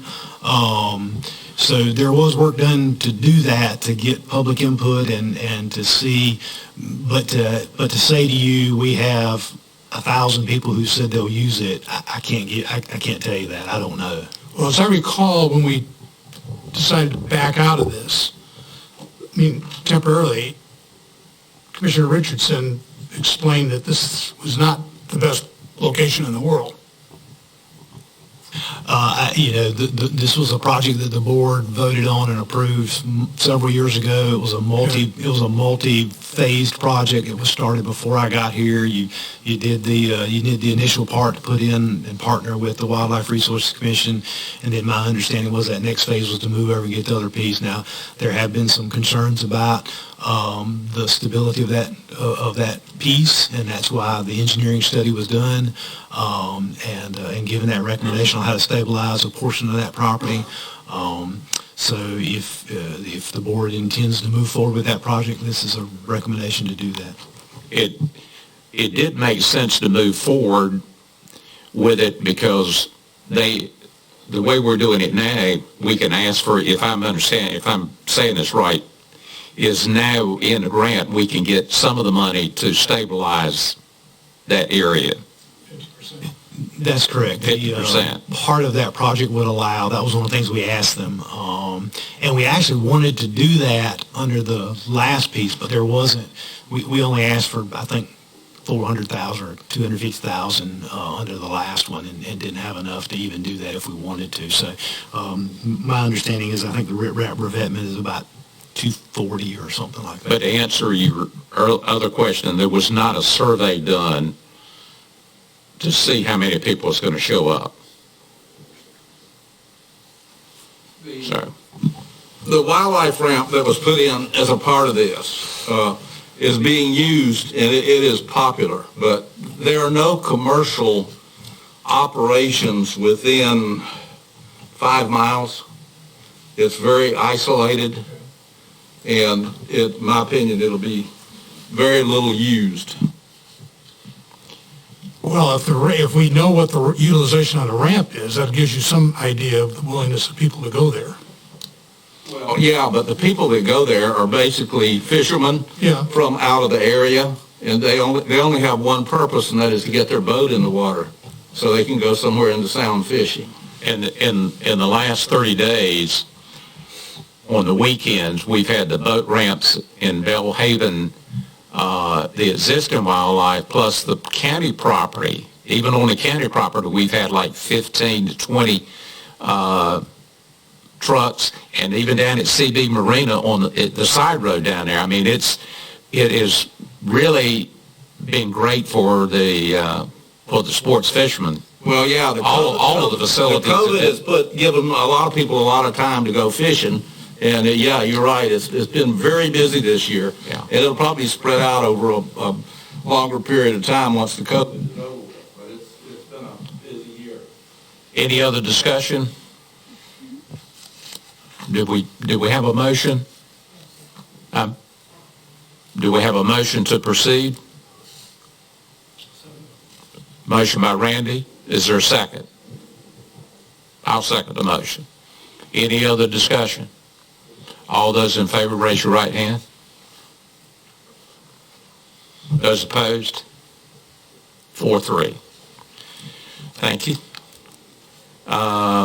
Katie, you're up next. Is there, I've submitted to you guys a suggested calendar for next year's Board of Commissioners meetings, as well as the planning retreat dates. You've already had these dates in advance. Did anybody have a change? I'll make a motion that we accept these dates with the stipulation that if the commissioner needs to change the date, they can give the clerk ample notice. Okay. I agree with Commissioner Booth. I mean, here we're in the age of COVID. We don't know what our individual plans are going to be. It's hard to plan long-term. It's hard to plan long-term, and if we could just be willing to work with each other and help one another, maybe not every Monday is going to get met, but let's do what we can. Every first Monday, excuse me. There are, I think, 2 Tuesdays due to holidays and those kinds of things, but the reason I give you these every December is because state law requires me to post these on the website and give notice and stuff, so.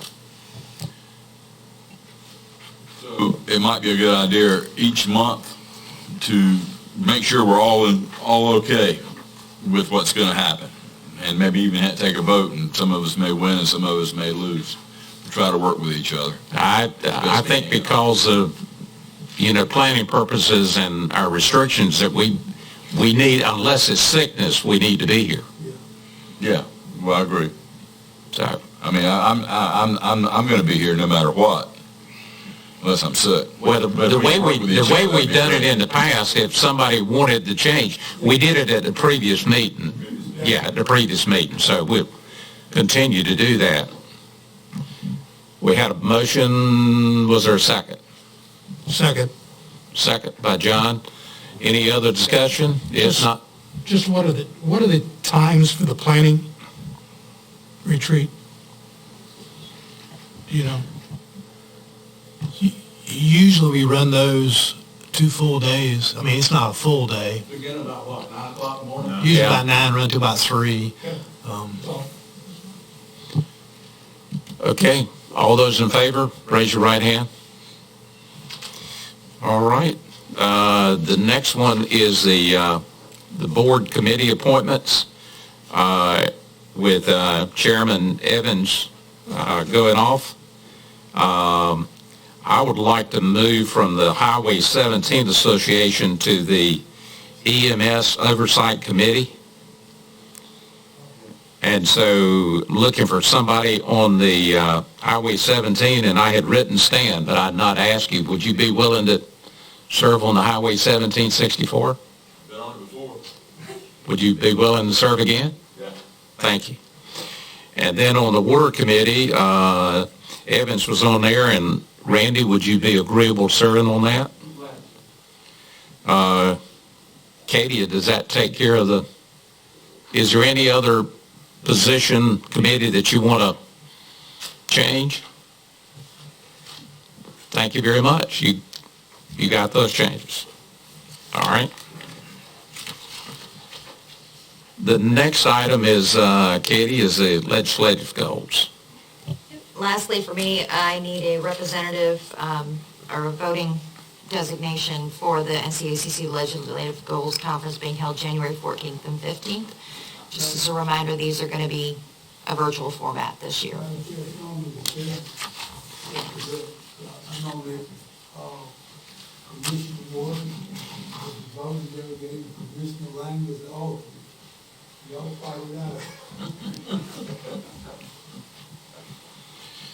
I'll second. All right, got a motion and a second. Anybody that wants to fight over that and take it? I just got one thing in the discussion period here. There's going to be some issues to come up this year for the General Assembly. We've talked about some of them. There's probably going to be some more. Would we talk about it at the meeting before? I guess it's going to be in January when all this is going down. Can we talk about maybe some issues that we'd like to be broached with our representatives? Just anything, or you talking about legislative goals? This is just about legislative goals. Yeah, well, this is these would be goals. These have already been submitted, and they're going through the process. Now, what happens? NCACC. What happens at this virtual thing, if it's like what's happened in the meeting, is they go through, they narrow it down to, and I can't remember, like 20 or 30, and then they bring that on down to 5 or 6. But the committees has already approved. Yeah. All committees have already done their work. But at this next meeting, it'll be narrowed down even further. This is the last time. But it still doesn't keep us from presenting something to our representative. Good. So, You'll have to make it an agenda item. yeah.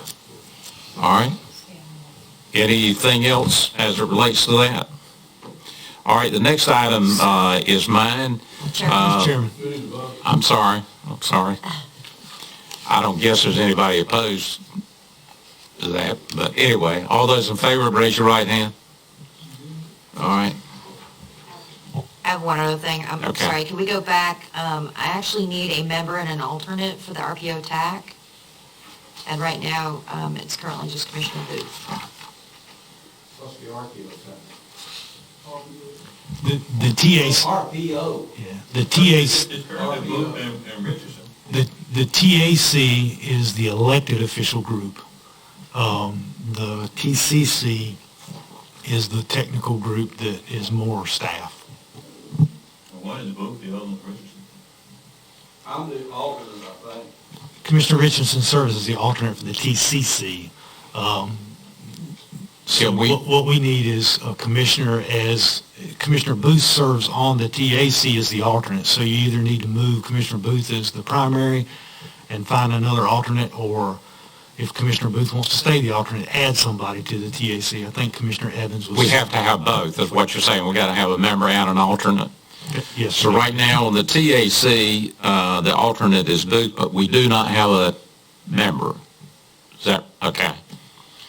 Could I have a volunteer? Okay, Commissioner John Revolts.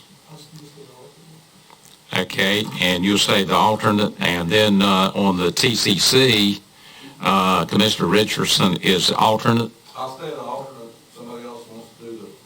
You put Randy up there. All right, Randy, would you do that? All right, put Randy as a member. Actually, the member is held by the county manager of the county, of each county. I'm sorry. okay. I'm sorry. So that's by the bylaws. So that's Brian. I got you.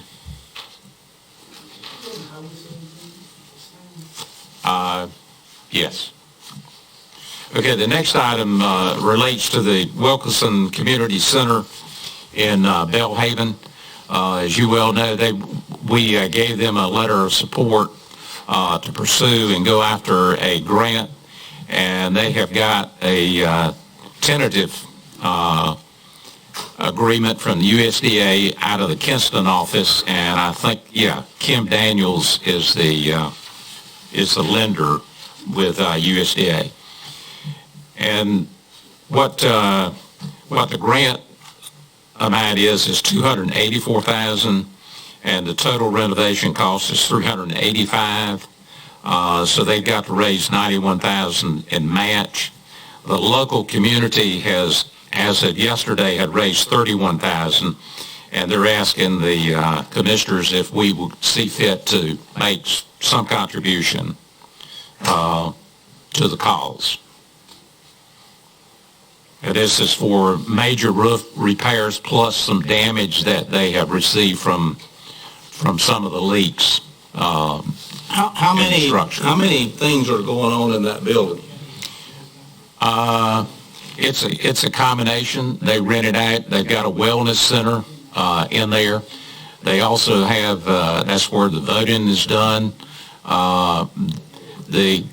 The community college uses it from time to time, and I think the health department is using it now to do the COVID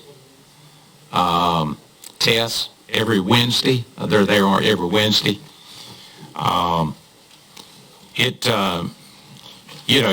gets a lot of use. It's just they've never been able to accumulate the kind of money to make that kind of a repair. So. Well, the problem I have with this is you give them money, and we've been through this before in Beaufort County, and you start the cycle. And then you got Aurora in here, and they want some money. And then you've got Bath, and they want some money. And they've all got projects that are as equally as important as this project is in Belhaven.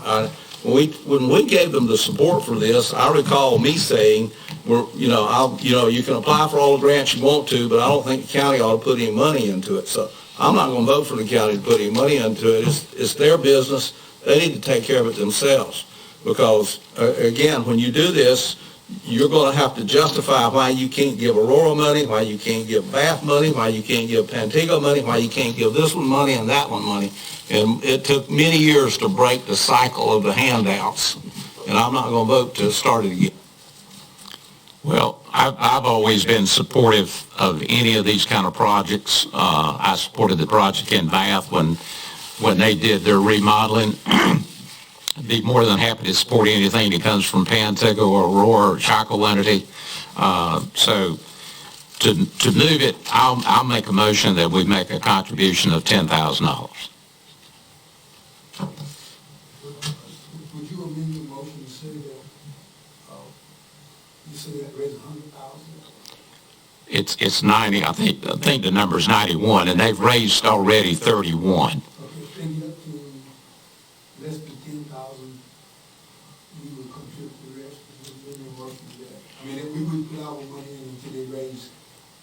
If I understand it correctly, USDA will not do their grant unless there's pledges to do the whole thing. So this would be a pledge that they're trying to get pledges, and so it's a no-go based on the USDA.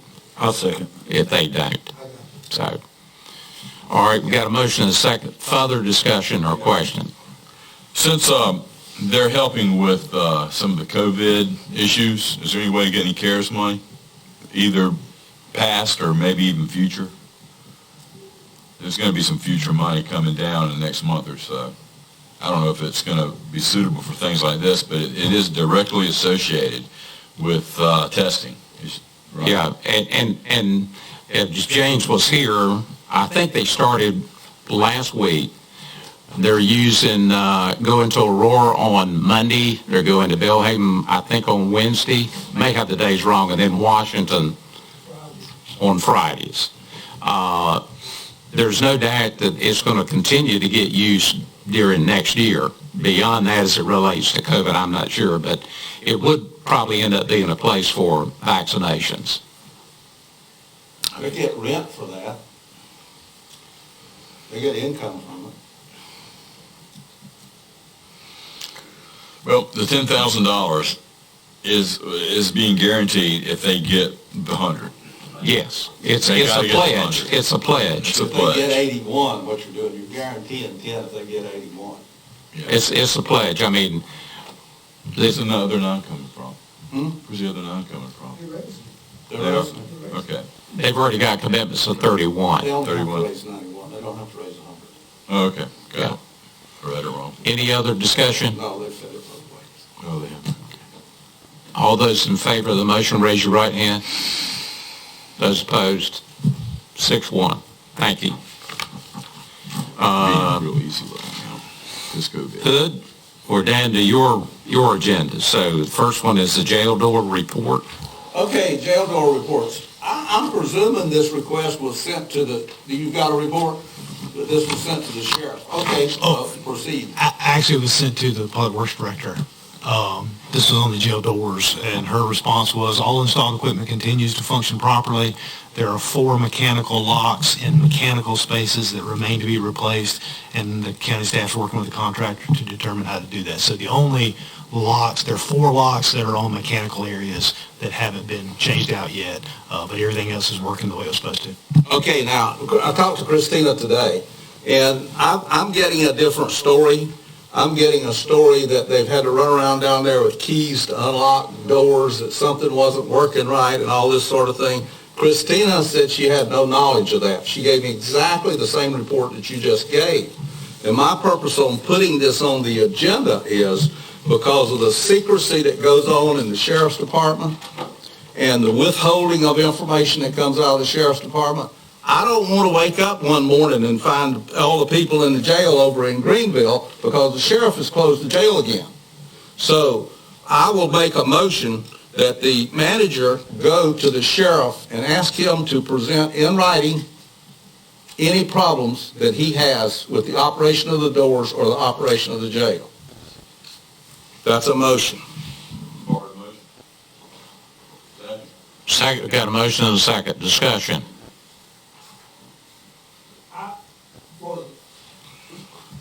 For far as I'm concerned, I think the one that needs to do it is Public Works Director. I mean, that's the one been working on the jail. That's the one that's been bringing the reports back to us.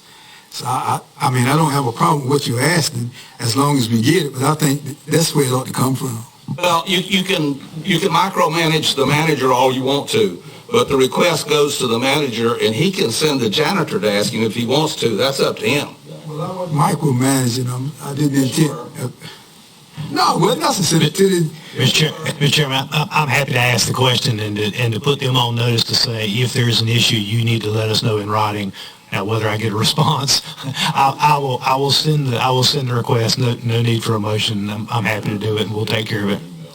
I think the primary concern is that making sure the contractor, I mean, we need to get the contractor back in there to make, if there's any changes. From what the information she had, she said she was satisfied with the contractor. Okay. That everything was working just like she had intended, and that she had a little bit of money left over to fix some problem that wasn't really, that she had figured if she had any money left over, she would fix it. So, I think, if the problem is when this thing first happened and they shut the jail down, no commissioner that I know of, at least they didn't tell me, had heard of problems with those serious of a problem with the jail doors.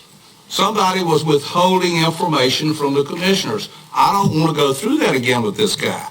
So this will put him on the spot, and somebody over there has to either answer or not answer. So if they don't answer, they're lying. If they answer and don't tell the truth, they're lying. There's only one door, the truth. You want to go to item number 2, Brenda Hamilton? Yeah. Mr. Manager, do you have anything to report on that? I do. I've got an email from Chief Deputy Rose, and essentially the last time we talked about this, as you'll recall, Ms. Clark with the University of Florida had said she thought she saw some things. She took it out in sunlight because it's easier to see. They were looking at those. So she has replied back, and this was as of November the 16th. And it says, just to let you know, I received data, and it appears to me that there is evidence of another dog or dogs. Samples from the flashlight don't match the known dogs. Flashlight samples are blood flakes from the lens, blood from the hood of the flashlight, and from the threaded area where the hood screws into the base. I'm still analyzing the data, and we'll have to do more reactions, but at this point I'm inclined to believe that other dogs were involved. So my comment back, because what I got from Chief Deputy Rose was, says we've not received an answer to our follow-up questions, and we've not received the results of the follow-up tests that were run after unknown domestic dog DNA was located. The lab does have access to the DNA samples that were taken from other dogs located in the area. So my reply back to Chief Rose was, I said, so it appears there may be an unknown dog or dogs available. I said, if she has those DNA samples and they don't match, are we assuming there's something new there? And he replied back and said, no, they have the samples, but they haven't run those samples yet for the neighborhood sweep. They went around the neighborhood and took DNA samples of all the dogs in the neighborhood. They are running against those right now. So what we're waiting for is to hear back. What she said is there's some additional dog DNA out there that they haven't seen before. Remember, they looked at just the 2 dogs that were there immediately. They've ruled both of those out with the DNA, but they've found some additional dog DNA. Now, it could be that it's one of the neighborhood dogs that they caught up in the sweep when they did DNA because they're running against that, or it could be a brand new dog altogether that we don't have DNA samples on. But she seems to indicate that based on the results, there's an unknown dog involved that they don't have yet. My understanding is it has cleared the 2 initial dogs that were immediately there that they quarantined and watched and took stool samples and all those kind of things from, those DNA does not match this. Next one, Hood, is the Beaufort County school budget. Okay. The purpose of this is for a discussion about the school budget. The school superintendent's in here tonight asking for money. Guys, we don't know how much money they have taken in. I've asked for a report, and I got something that a 3rd grader would have given me for a report that I can't even read in such small letters. So I think what we need to do is go back to the school system. We'll be beginning next month the budget process anyway.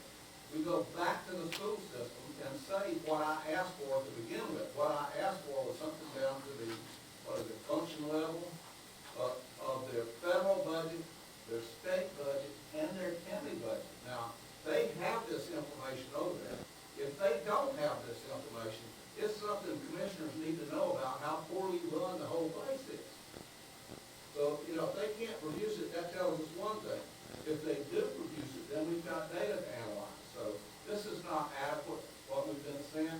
So I would like for the manager, I'll make a motion that the manager go back and say, look, guys, you know, you need to give us what we asked for to begin with. It needs to be something that we can read, and it needs to be from all three budgets, plus whatever you have been awarded in state and federal funds as a result of the COVID. Now, they've admitted to a $1.3 million fund balance.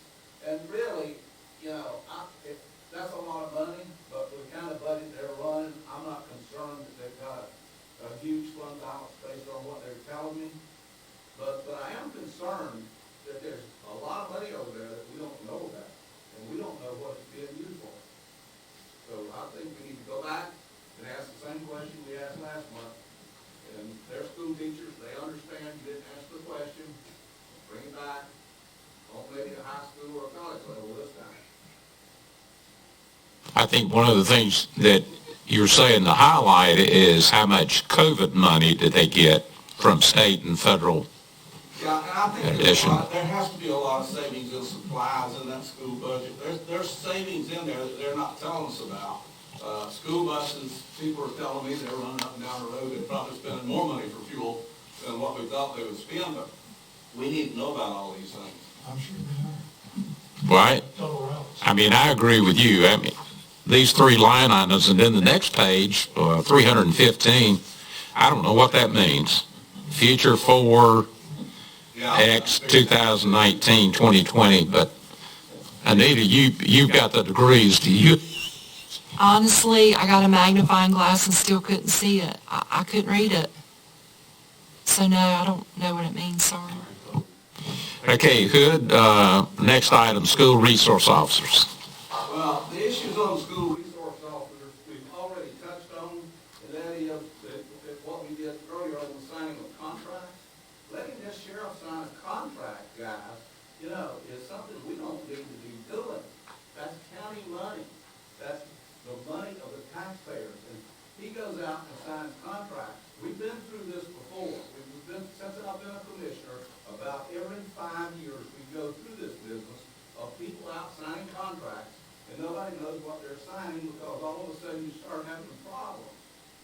And we do not need to allow anybody to sign a contract, the sheriff or anybody else. The chairman of the board needs to sign the contract so we know what's going on.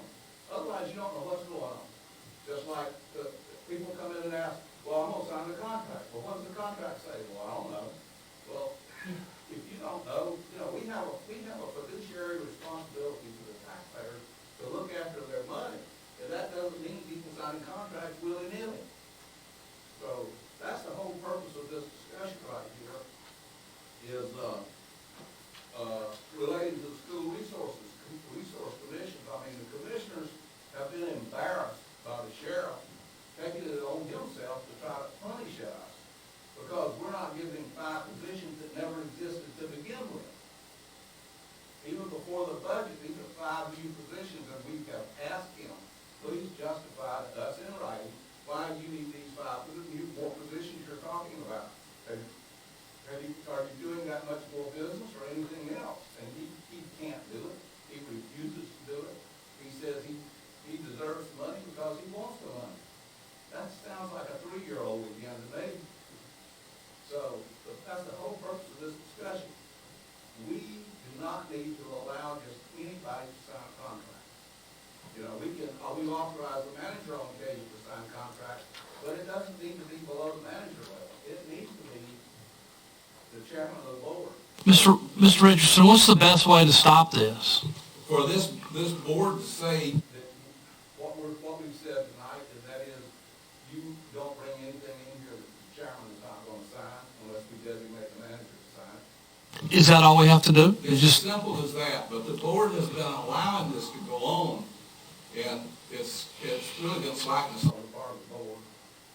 I don't think people realize how serious the problem can be when you have contracts out there, and we don't know what's in them. We have people signing them that will agree to things that we don't even know about.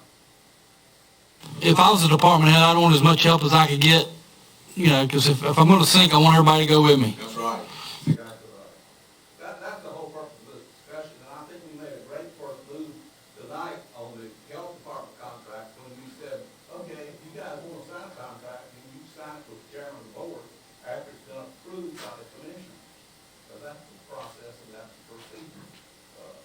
allowing the sheriff to sign a contract the way he has been behaving is just total irresponsibility on our part. So that's all I have to say on that, unless somebody else has something. Yeah, I'm going to say. What I'm thinking right now is there's a lot of confusion about the school resource officers, and I think in order to make a good quality, informed decision, that we need to pull together all parties involved. It would be wrong for us to try to make a decision based on he said, she said, they said. The school board, the sheriff's department, and this board of commissioners, we need to hear it just the way it is, and not saying that, well, they said this and they said that, and somewhere in the middle is the truth. And that's where we need to be, is in the middle with the truth, and then we can make a well-informed decision as to what direction we need to go. Well, I don't have a problem with that. I don't have a problem with it either. However, all I know is what I read. And I read the email, and I've spoken to the superintendent. And it appears that the email was pretty explicitly correct. He wanted to negate the contract. And that represents us. We are a party to that contract, whether we signed it or not. We're the ones supplying the funding. So I don't mind meeting with everyone, but we have to understand that we're going to be in charge on this one issue.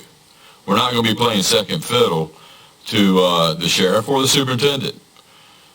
I'm not even in favor of resource officers 100%. I think there should be a modified hybrid policy on how we protect the schools. However, we're in agreement with the schools, and we should honor all agreements, whether the sheriff wants to be party to that or not, even if it means us going out and finding private security. Whatever it takes, we need to honor this agreement. I don't like overbusting an agreement. I think that's wrong. Yeah, it would not serve us well going forward for our reputation. Brian? Excuse me, go ahead. Brian? No, just trying to add some clarification to it. The school system is the one that procured the security services. They procured that request from the sheriff's office. They could procure that through a private security firm. They could do those kind of things. It's their responsibility to do that. My conversations with the folks about pulling money back from the sheriff's office for those positions if they choose not to do that work is that you can do that, and you can do that mid-year. But the county could not the county could not go and contract with a private security provider to provide security at the schools. You're not allowed to do that, according to the folks at the school government. They said that has to be a school function to do that. You can fund it, obviously, which is what you've been doing. And I also asked, was there a way for us to fund it directly? And they said, no, you can't do that either, because if you don't, every time we send money to the schools, there's a percentage of it that comes out for charter schools. And so I asked the question, could we directly fund it? And they said, no, you can't do that. You can't do that because you're circumventing the law that says a portion of that money has to go to the charters. So it would be the school's responsibility to determine how they want to provide school security. It was the commissioner's vote to say we will fund that several years ago and raised a penny tax to do that. And you simply funded them to do that, but it's their obligation to figure out how to do that. You don't have the ability to provide it yourself. It's not like a facility. It's what the folks at the school are saying. I don't have a problem if the board wants to solve, the school board wants to solve the problem and present us with a solution and what it costs. I mean, I don't have a problem with that. Excuse me, John. Anita, doesn't the state grants flow to the county?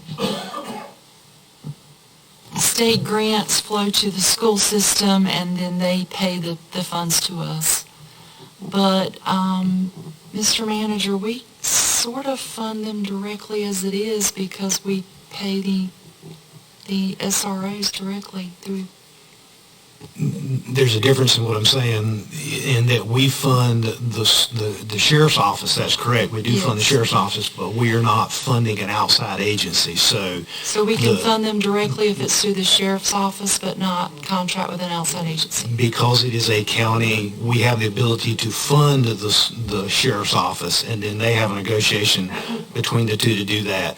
But the legal opinion from the attorneys at School of Government was we couldn't step outside of that and say we're going to contract with Allied Security or Pinkerton or one of those folks to directly provide security at the schools. That's the school's requirement to do that, not ours. We can fund it, but we can't directly we can't be a party to that contract and say we're doing it. But the issue here is the sheriff signing contracts, and that issue is still, the sheriff should not be signing any contracts to anybody for anything or any of his employees. That needs to be signed by the chairman of the Board of County Commissioners. Mr. Manager, you stated that when the contract is over, the money can be pulled back.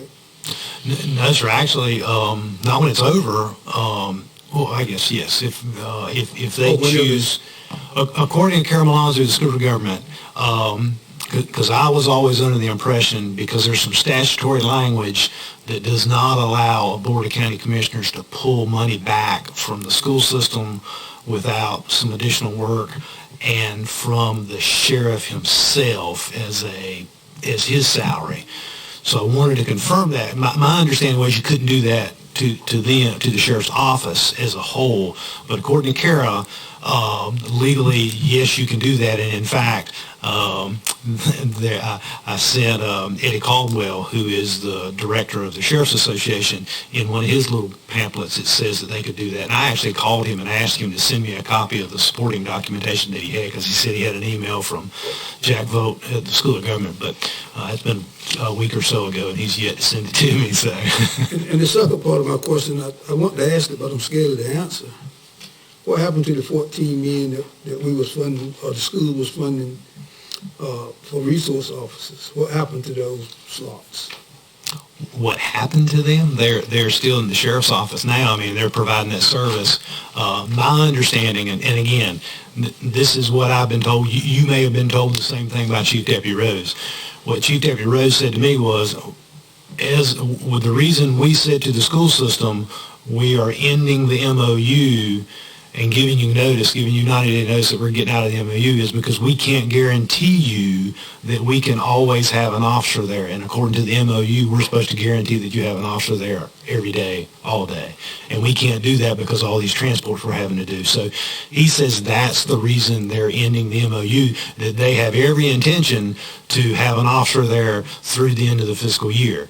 What I've heard the superintendent say is, the school board is not happy with that, and they're essentially looking for an alternate method to provide that service based on the letter that they received from the sheriff. But wasn't those positions, I mean, I hate to see anybody lose a job, but wasn't those positions allocated for that purpose? Those positions, when the Board of Commissioners increased funding to the school system, it was specifically for school resource officers. So if that is no longer a function that the sheriff's office would perform, it would be appropriate and legal for the Board of Commissioners to say, we're no longer going to fund you that, and we're going to take that money back, because we're either not going to do it, or we're going to take the money that we were giving you to do that and give it to somebody, give it to the school system so they can provide it themselves however they want to provide it. My conversation with Chief Rose is very similar to what you pretty much what you said, is that they were going to be in violation, could not assure the school system, but their intention was, until June the 30th, was to provide as many resource officers at each one of those schools. But he could not guarantee it. They'd be in violation. Yeah, just to be clear with this thing, I think the rub has come because, Chief Deputy Rose has come in here and said this is a political thing. He said very clearly, I work for a political official, so I'm making a political statement to you. You're elected, so we're going to use every mechanism we can to try to politically motivate you to do something. The 5 positions at the sheriff's office has heartburn over. Is 5 positions that the sheriff's office did not fund in their budget when they said, we're going to make these changes in our personnel, and we can do this without additional funding. We can hold our budget flat for the next year. And they did that. And they committed to that. And we held them to that because that's what they said they were going to do. They've now come back and said, we can't do that, and we need our 5 positions. And that's the rub. So just so everything's clear, that's where it is.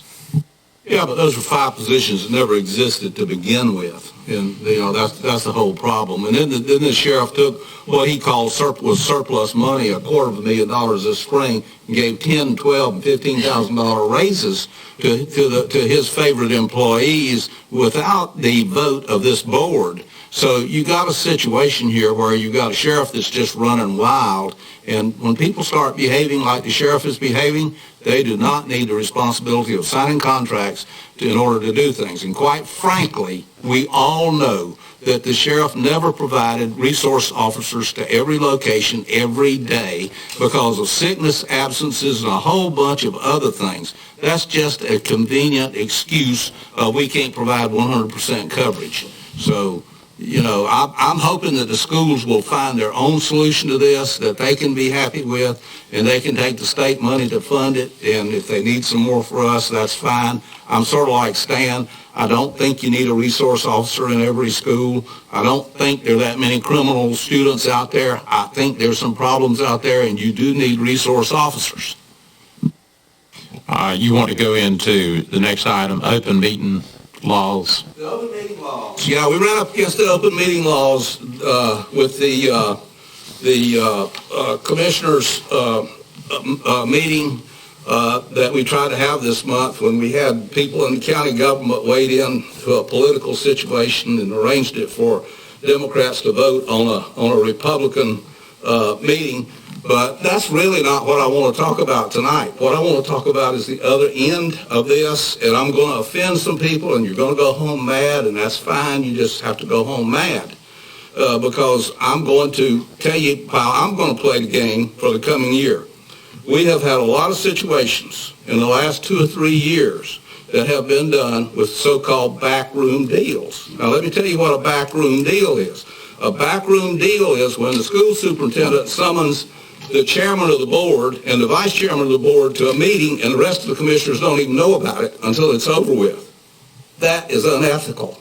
That is totally unethical.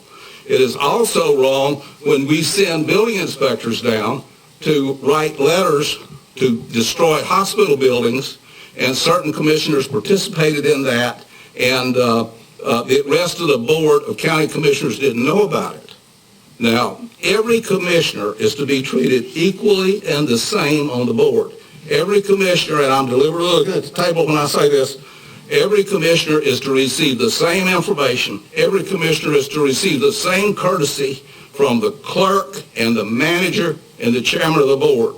And there are a lot of items that have come up during the past 2 or 3 years that have been negotiated and walked in and thrown on the table and said, you got to vote for this. Well, I'm telling you something. You're going to have a fight on your hands if you use those unethical practices during the coming year.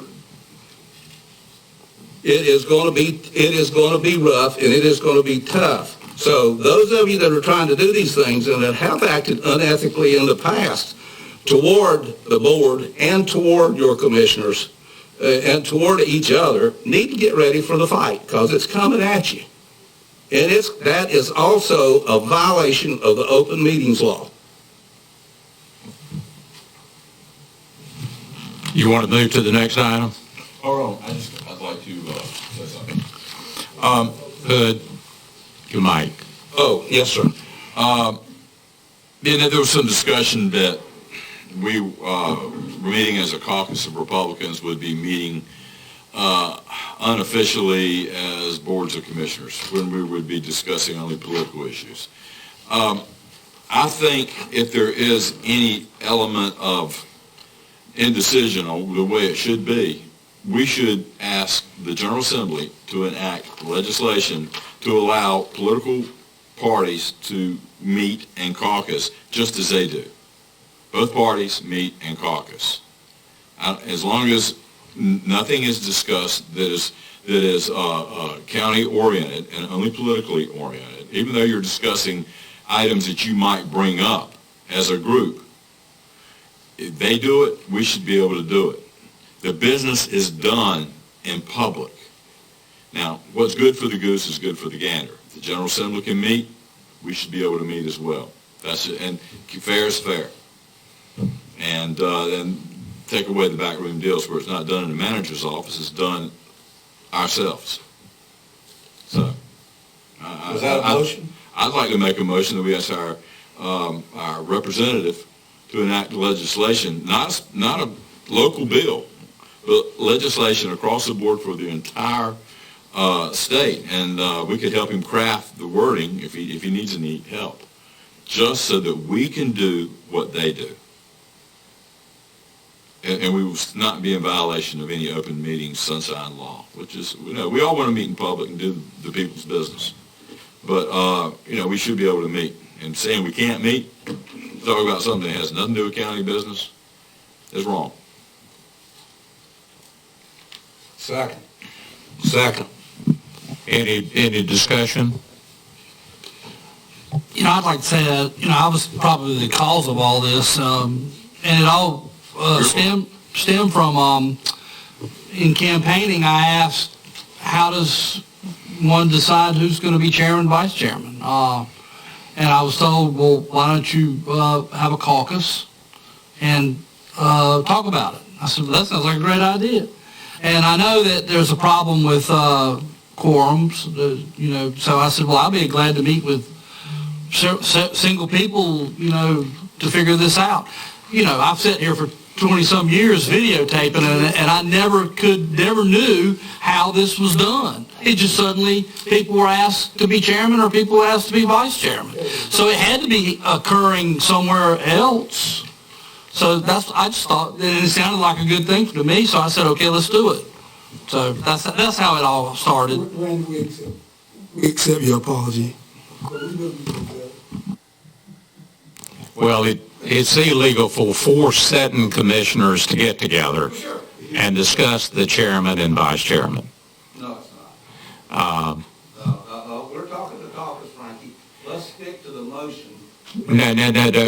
Without the law, the existing law did not allow us to do that. You're asking us to have a law that allows a caucus. Is that not right? I think that's fair. Okay. All right. If there's any indecision whatsoever, we don't want to be on the wrong side of that. We want to be on the right side of it, and we want the General Assembly to give us that right side. I knew the brother had just told us that he was wrong. So, he knew he was wrong. He didn't admit he was wrong. He said it was his fault. I said I was willing to admit individual. We would like to see our representative make him right. Yeah, I don't have a problem with it. You guys use your mics. Yeah. If you're finished, it's fine. All right, any other discussion on the motion that's on the floor? All right, all those in favor of the motion, raise your right hand. All those opposed? Vote 5-2. Well, with that, we need the clerk to direct that to our representatives, both House and Senate. All right, we're down to item number 6. Since you mentioned that in the next resolution, can you combine the two together, or you want to stick with 2? Well, let me stick with 2 because my simple mind won't handle it if I try to combine. All right. Quite frankly, just be it resolved that the Board of County Commissioners resolves not to use county money to enforce the lockdown in both counties.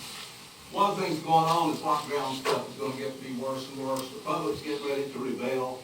This is a resolution that puts a little bit of teeth into this. I mean, quite frankly, as we said earlier tonight, the COVID thing is going to go on forever. Politicians have found a new tool.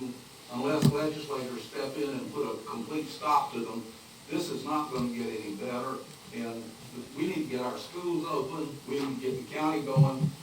The purpose of this resolution is to put pressure on our elected representatives and on the governor to wake up and get people back to school and back to work. We've done the whole COVID thing backwards. We have never done a pandemic before where we shut down everything. Pandemics have always been handled in the past. Standard procedure is protect those that are at risk and let the rest of the people who are not at risk work.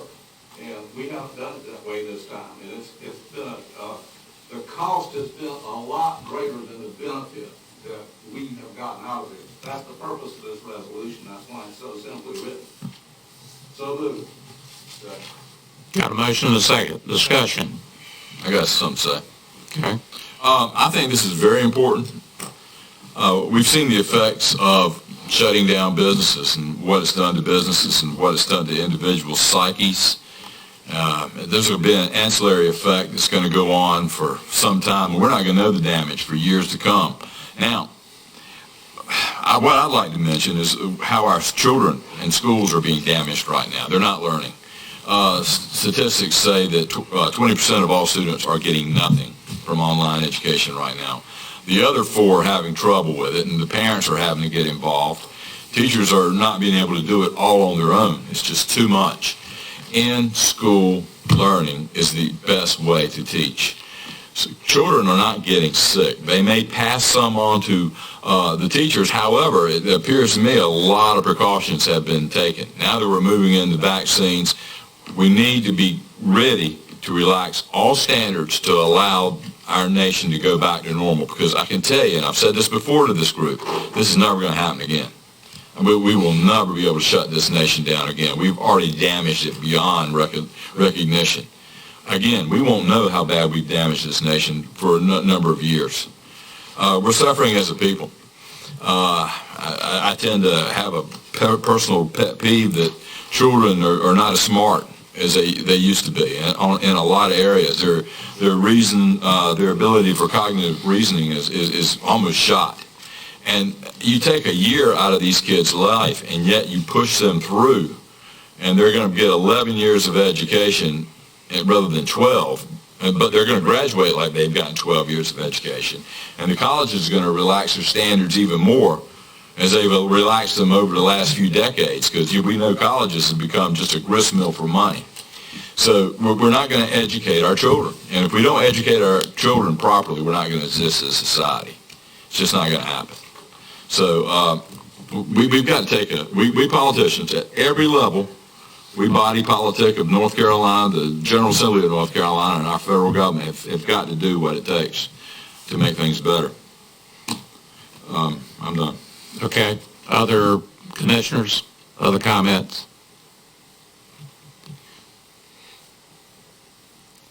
All right. All those in favor of the resolution, raise your right hand. All those opposed? 5-2. All right. You know, you're right, Mr. Chairman, probably combining these two have been a good idea since that's passed, because the next resolution is to reopen Beaufort County. And again, this is a resolution that was intended to put pressure on our elected officials, our governor, our senator, and our House of Representative members. And it says there, obviously, the therefore. Therefore, be resolved, the Beaufort County Board of Commissioners is requesting Beaufort County be reopened immediately and that no county money be used to enforce a lockdown. That's essentially the same thing that we just voted on. But it's not intended to be an activist thing where everybody goes out tomorrow and starts doing what they want to do. It's intended to put pressure on the people in Raleigh that we have sent up there to make these decisions for us, because quite frankly, they're not doing anything for us right now. They're putting us further and further behind. There are a lot of families that are going bankrupt. You won't see the financial devastation from this for another year. it's a terrible thing on families, especially the working poor, the poor, and anybody else that has to go out and earn a living. Now, if you're wealthy, you're sitting at home clipping coupons, that's one thing. But most of us in Beaufort County are not. So that's a motion. I have trouble with part of the words. I'll go first. I don't like the word reopen. As far as I'm concerned, there is nobody that's totally closed at this point in time. I would like to see, I'd like to offer, either ask you to change it or an amendment, whichever you see appropriate. The change reopen to support, and you add the word businesses at the end of the title, resolution to support Beaufort County businesses. I don't have a problem with that. All right, and then if you go down to that paragraph that you read, that we say that the Beaufort County Board of Commissioners supports the small business owners' rights to remain open, period, since they're already open. That we support the rights to remain open. I don't have a problem with that. And also strike out and that no county money be used. I just don't think that that's appropriate. Yeah. Yeah. I do not have a problem with that. Okay. I can live with that if the Commissioner Evers can live with it. Any, John, did you got a comment? No. Anybody else? I'd probably like to see maybe for the mask people, just to put in there something about mask protocol needs to be followed. Just to say that this in no way means that we do not support personal protective behaviors. However, whatever language you want to put in there. I don't have a problem with that because I'm sitting here in a mask and I would tell anybody, do whatever you think you need to do to protect yourself from this. Well, the business owners that I've had conversations with, they don't have any problems with them having to wear masks. The employees, I just think if you open that can, Randy, you're talking about distance and sanitizing a bunch of things. I think what we're trying to say is that we support the rights of the small business owner to remain open. End of the story. Making it, I'll finally, you did one this time that was short and sweet. You just need to work with your cohort a little more. Tell my cohort to help me with this. All right, any other discussion? Yeah, I just want to say one thing just for the record. We're seeing small business fail while big box distributors are making tons of money. Amazon is making more money than they've ever made. They're hiring 1,400 people a day. And this is what's happening to America. I mean, politically, they're doing things to win, while people like Randy lose. People like me lose. And I think it's wrong, and I think we're going to have to fight back. Because right now, they have the upper hand. They've got the money, they've got the political support, and if the small purveyor does not stand on his hind legs with our help and fight back, they're going to be gone.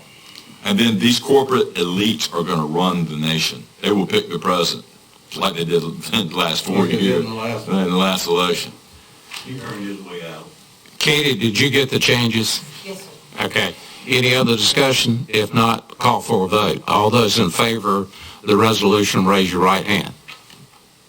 All those opposed? 5-2. Thank you, gentlemen. Can I just ask, did you want that sent to anybody, or? Well, yeah, we won't, actually, you said it to all 100 counties and our elected representatives.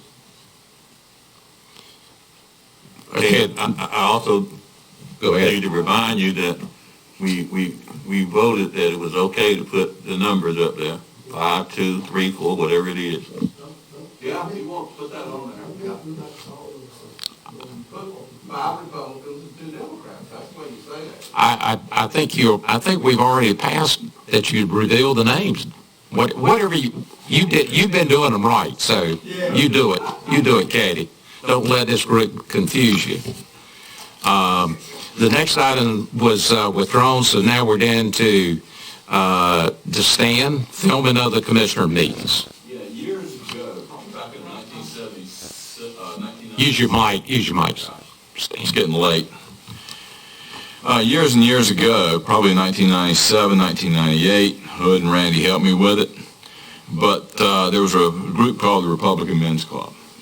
And we wanted to see the filming done in Beaufort County. We wanted our meetings to be viewed by the public at large. And we wanted a quality product, as good a quality product as we could afford. So Hood got the money together. We all chipped in, and I went to Randy Walker and got Randy involved. And Randy remembers a lot more about it than I do. But we were able to do that. And then it was just a few years later, after the Republican Men's Club paying for the meetings to be filmed, and it was a great success. People were watching them across the county. We got them on cable TV. Had parties. Yeah, we had parties. Had them at the library, and we come in and get them from the county office. It worked. Well, it became such a huge success, the rest of the commissioners elected to take that on themselves, and they and the county began to film the meetings, and Randy was asked to do it.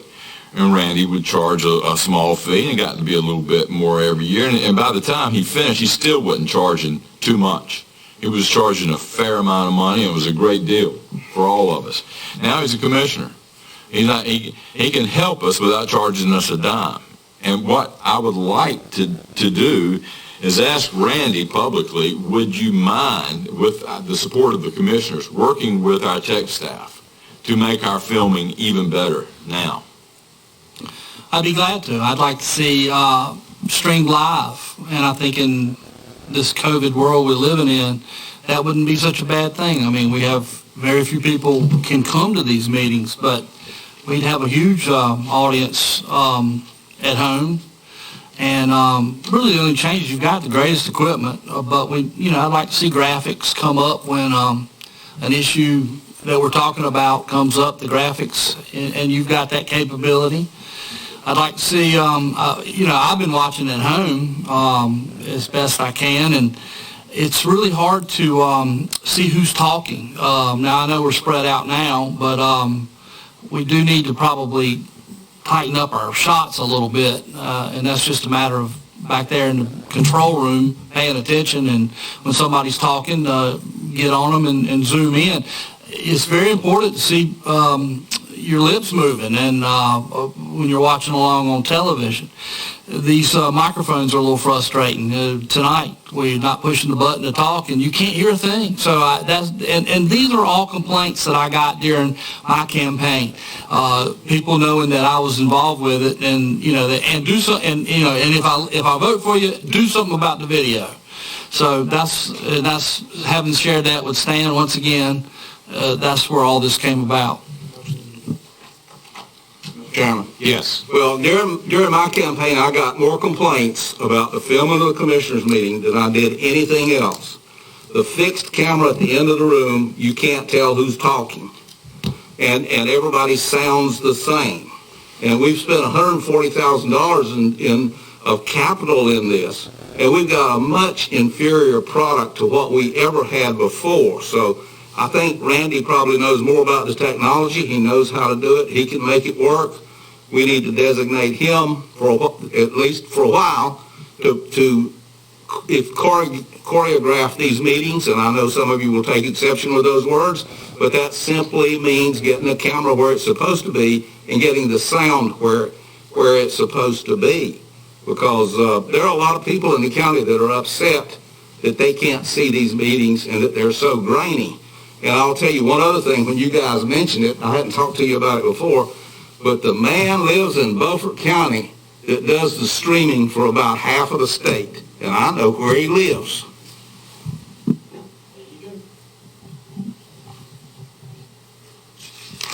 Comments?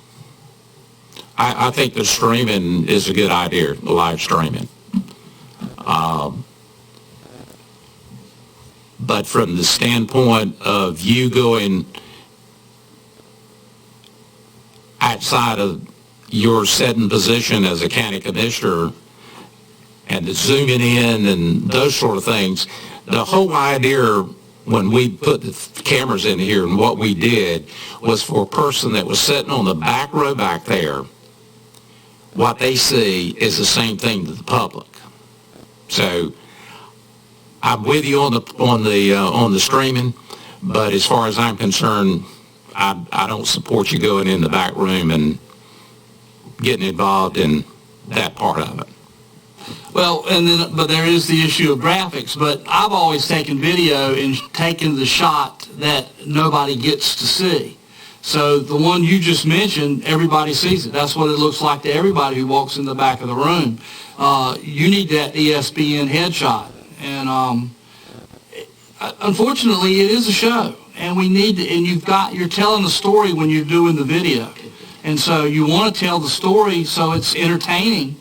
Some of the stuff we're doing is incredibly boring. It's entertaining. Right. Even as it is right now, it's entertaining. Well, sure. So, but I tell you, we have a very informed county residents. They just come to me because they know that I was involved with it for all those years. And it's amazing to me what the questions that I get. And the wrong, they're going down the wrong path. I try to lead them back all the time. Randy. Yeah. Excuse me for cutting you off, but hit your mic. But Jerry and I was out there more days than you was out there all together. Ain't nobody said nothing. Where you see all these people at? Please tell me where you see all these people at. It just. Please tell me. You weren't down at. Let's say you weren't down at Bath on the day of election. Did you miss a day out there? I just wonder where you saw all these people at. Well, you were there. We early voting. I missed, but on the 3rd, I hit Bath heavy. In Bath, on election day, about 35 or 40 people voted because they voted early. If you look at the numbers, more than that, but the early voters up here on Highland Drive where the people voted at. Now you come on here with some wild goose idea about so many people complaining. We was up there every day. It's my mistake that I didn't take name and addresses, but next time I will, and I will present them to you. Please do. Well, I can tell you this, for the last 3 years, I've had complaints about the quality of the filming. It's grainy. The fixed camera in the back of the room is the dumbest thing we've ever done. You cannot tell who's talking. People complain to me about the same thing. The camera needs to go on whoever is talking. There's a lot of things that can be done to improve this, and if you think the public is not aware that you have rigged a bad product, I got news for you. It just amazes me that I was out there every day just about. Send your complaints to Commissioner Booth. Yeah. I just want to say one thing. Anytime any one of these commissioners key up the mic, everybody knows exactly who's talking. Nobody will mistake me for Hood or stand for Ed. You pull this thing up and watch it, you can't tell who's talking. Did you have any comments, John? We need to move to the next item. First of all, I'd like to say one thing. First of all, people in the back seeing this as a certain way, and that's the way everybody should see it, that's operating at the lowest common denominator. First of all, we got all these screens. Why couldn't people in the back see the headshot? And then it's like they're right up front. I mean, they're closer than COVID will allow. And basically, we're allowing people to come into our house, our room, and join us. But we're not, if they can hardly hear it, and if it's grainy, and it's just not a good product. The product we're getting off the internet is less than 700 dots per inch. You got a motion, right? Yeah, and we need to be filming at least 1080. We really do, and we could. The machinery will handle 1080, won't it? Oh, yeah. I mean, right now the standard is 4K. When we shoot stuff, we shoot 4K, and we've got big enough computers, and if we at least do 1080. So I will make a motion that Randy works in an advisory capacity to help our tech staff to effect a better product for the public to see. Second. That's the motion. Okay, got a motion and a second. Any more discussion? All those in favor of the motion, raise your right hand. All those opposed, raise your hand. Okay. Going to hear from the public, guys. All right. I was out there more than anybody else out here, and nobody said a thing about that. Not one thing. They know you're on the inside, John. Oh, come on. Yeah, I'm on the inside. You just proved yourself. They're not going to say anything to you about it. Okay, gentlemen, we're down to the last item, and Stan, could I ask you not to read every word of this? To do like Hood and just I will get the make a highlight. deal with you. I won't read a bit of it. I'll only speak to it for a moment or two, as long as you vote for it. I'll tell you right now, I will not vote for it as it's written. What part do you have a problem with? Well, I think what you're saying and what my feeling is that the election of the President of the United States should be a federal law. It should not be by 50 individual states having their own way of doing it. Yeah, we'd have to change the whole Constitution. Well, so what you're doing... Section 4 stipulates that the General Assemblies alone decide how the elections are run. Okay. The governors have no way. You cannot have a lawsuit to change the way an individual state elects. That happened. Okay. We probably have an unconstitutional election that happened just now. Go ahead and hit your highlights of the resolution. Well, if you're not going to vote for it, I'm going to read the resolution. Well, I knew that. I mean, your guy won. It's showtime. Read every word of it. Go ahead and read every word. Showtime for American people. This is what I'm here to do. I represent the folks. Resolution in defense of free and fair, constitutionally conducted elections in North Carolina and all the United States of America's 50 states. Whereas the United States of America in the year 2020 and by the constitutionally prescribed efforts of all of its 50 states did hold an election that did occur under the cloud of multiple improprieties, many of an unconstitutional nature, other improprieties of a felonious nature, and whereas in the general election of 2020 a president was elected where there is being proved that there was a coordinated effort by an extensive corrupt cabal, including but not limited to politically partisan state politicians that have certain prescribed duties to conduct elections, the corrupt and without merit or any measure of integrity propagandist media who did prostitute themselves to the benefit of the Democratic Socialist Party and its candidates, the world's largest social networks that did traffic in fake news and abject wanton censorship to enrich the Democratic Socialist Party's candidates, voting machines that were internet accessible and programmable to affect election outcomes,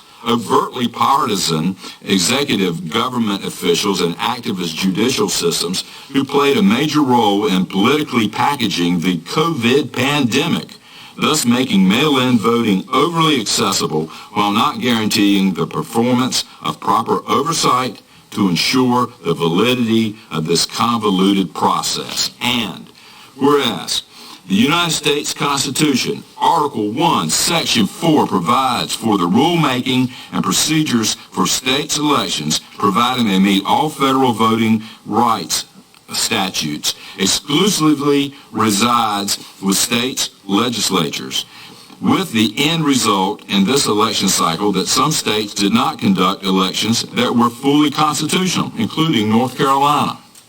Whereas the North Carolina State Board of Elections, appointed by Governor Roy Cooper, did attempt with the complete assistance of Attorney General Josh Stein to subvert the will of the North Carolina legislature and therefore would have violated the will of North Carolina's governed people. And whereas in this constitutional republic of our United States of America, the democratic process of selecting the people's government representatives is sacrosanct. And when the constitutionally prescribed process is amended by partisan politicians and other wrongful and or lawless activists, the entire participating public, irrespective of special interests, is wholly disenfranchised. Therefore, let it be resolved, Beaufort County's commissioners in totality respect the sanctity of free and fair, constitutionally conducted elections in our state of North Carolina and will advocate and act without apprehension for this essential end by the most constitutionally proper and lawfully prescribed democratic means, and additionally expect all other states' politicians, government officials to do the same. All right, basically, We had a bad election in North Carolina, but thankfully it wasn't as bad as some of the other states. States where they're witnessing people going under tables and pulling out suitcases of ballots after they told everybody to go home. This would be Pittman County, Georgia. You'll have your time in a moment. You want to contend that. Pulling out suitcases of ballots after they say there's a water main break. I was watching the election. That's what they said. There's a water main break. Then we find out days later it was just a ball cock assembly and a toilet was not working properly. So they sent everybody home. They turned off the cameras. Cameras came back on magically, and they were in there counting ballots out of the suitcases. Does that sound right to you? These are things that we can correct in North Carolina. You were talking about a federal law. We're not talking about federal law. That would not be what the Constitution of the United States prescribes in Article 1, Section 4. What we have to do is in North Carolina set a standard that other states will emulate, a standard where we will have free and fair elections. We're county commissioners, a body politic of the state of North Carolina. We have representatives that listen to us. We have 100 other commissioner groups that deal with our state legislature. And we need to prevail upon our state legislature to meet, to do things within the Constitution. We're probably going to have a constitutional amendment where the governor can no longer call the state legislature into session. They can call themselves into session. That's what's going to have to happen. Am I right, Hood? Because what we had this summer was the governor acting with the Attorney General, Josh Stein, in such a way to agree with every lawsuit and the sue-settle group of lawsuits that came before North Carolina. One of them they agreed to in a lower court, and thankfully it was appealed by interested parties with the General Assembly, and it was overturned in a higher court, in a federal court, because it was unconstitutional. Because the General Assembly is the one that has to they have to have standing in every lawsuit brought against the state of North Carolina. And if you can't even bring them back into session, how do they have standing? Think about it. We've got problems with the way we do things here in North Carolina. That needs to be remedied. And we have to prevail upon our General Assembly to make these changes. Or we're going to have a state that's going to look like Georgia or Nevada or Wisconsin. You would. You believe in elections where you don't really get the votes. There's no way COVID Joe got 80 million votes. Have you made a motion yet, or have I missed that? I'm going to leave it to one of these guys to make the motion. Okay, is there a motion? I move the resolution. All right, is there a second? I'll second. All right, there's a second. All right. Is there any discussion? No. All those in favor? Whoa. All those in favor, raise your right hand. All those opposed? Okay. Kill it dead. Kill it dead. The Democrats killed it. Motion to adjourn. Okay. All those in favor, raise your right hand. God, that did it right there.